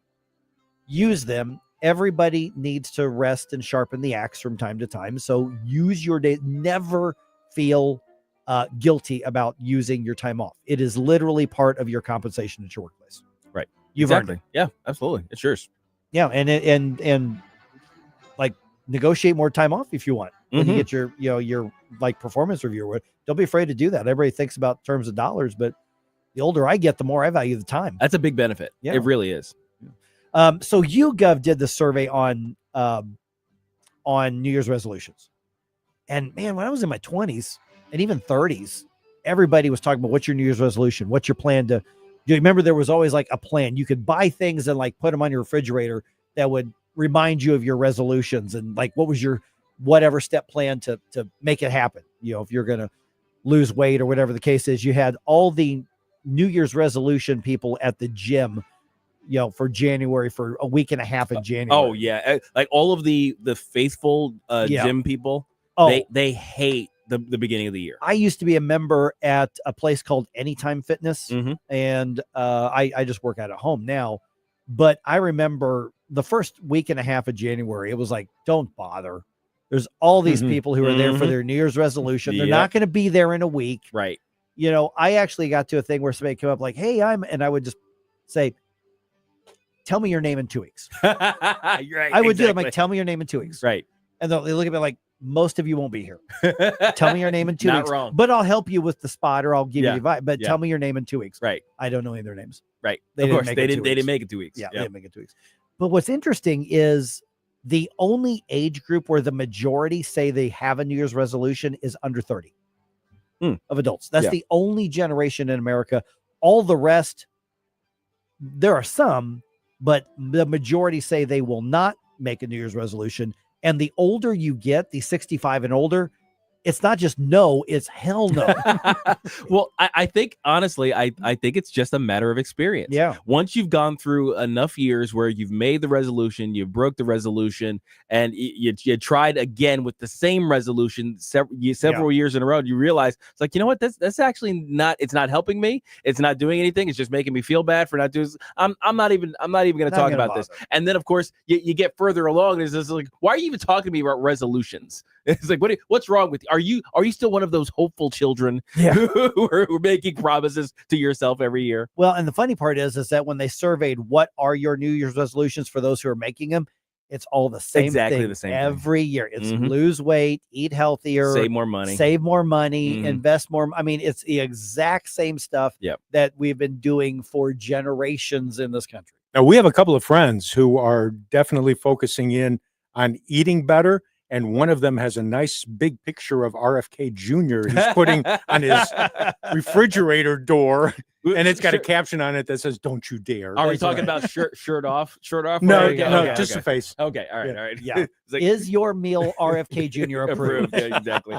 Now, to be fair, there are certain things that that I have resolved to do at the beginning of the year, mostly just because, you know, it's important to set goals, especially when you hit certain milestones and things like that. And coming off of a break at the end of the year, it's good that you have a minute to catch your breath and think about those things. So the timing just kind of works, at least for me, to sort of retool. Is like, okay, what's my goal for the next year? In 2023, my goal was to build my wife a laundry room in the basement. Okay. That was 2023. Uh-huh. Okay. So is there a laundry room in the basement?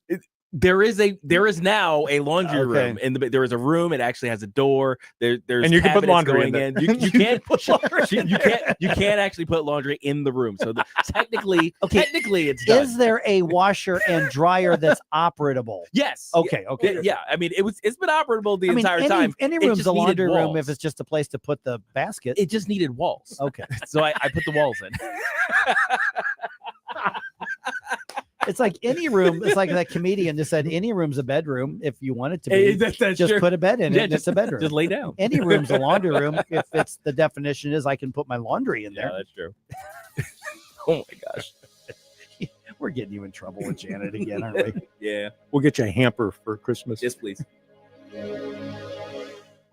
To our brave police officers and first responders, we say thank you for risking your lives to protect us. To all the incredible volunteers who've joined hands with the David Dorn Foundation to raise funds for equipment and services, we extend our heartfelt gratitude. We stand strong with our volunteers who give their time, talent, and dedication as a shield of support for those who rush into danger. The David Dorn Foundation gives a big thank you from our heart to yours. Visit dornfoundation.com and join as a volunteer. Larry Connors here, and I'm heading to southern Italy for a tour of the most beautiful coastline in the world, the Amalfi Coast. I want you to join me. We'll travel for 11 magical days with professionals from Conservative Tours. They're the best tour operators in Italy. Conservative Tours, an A+ rating with the BBB. $54.88 is your cost. That includes airfare from St. Louis, luxury hotels, dining events you'll remember for years. Call 888-733-9494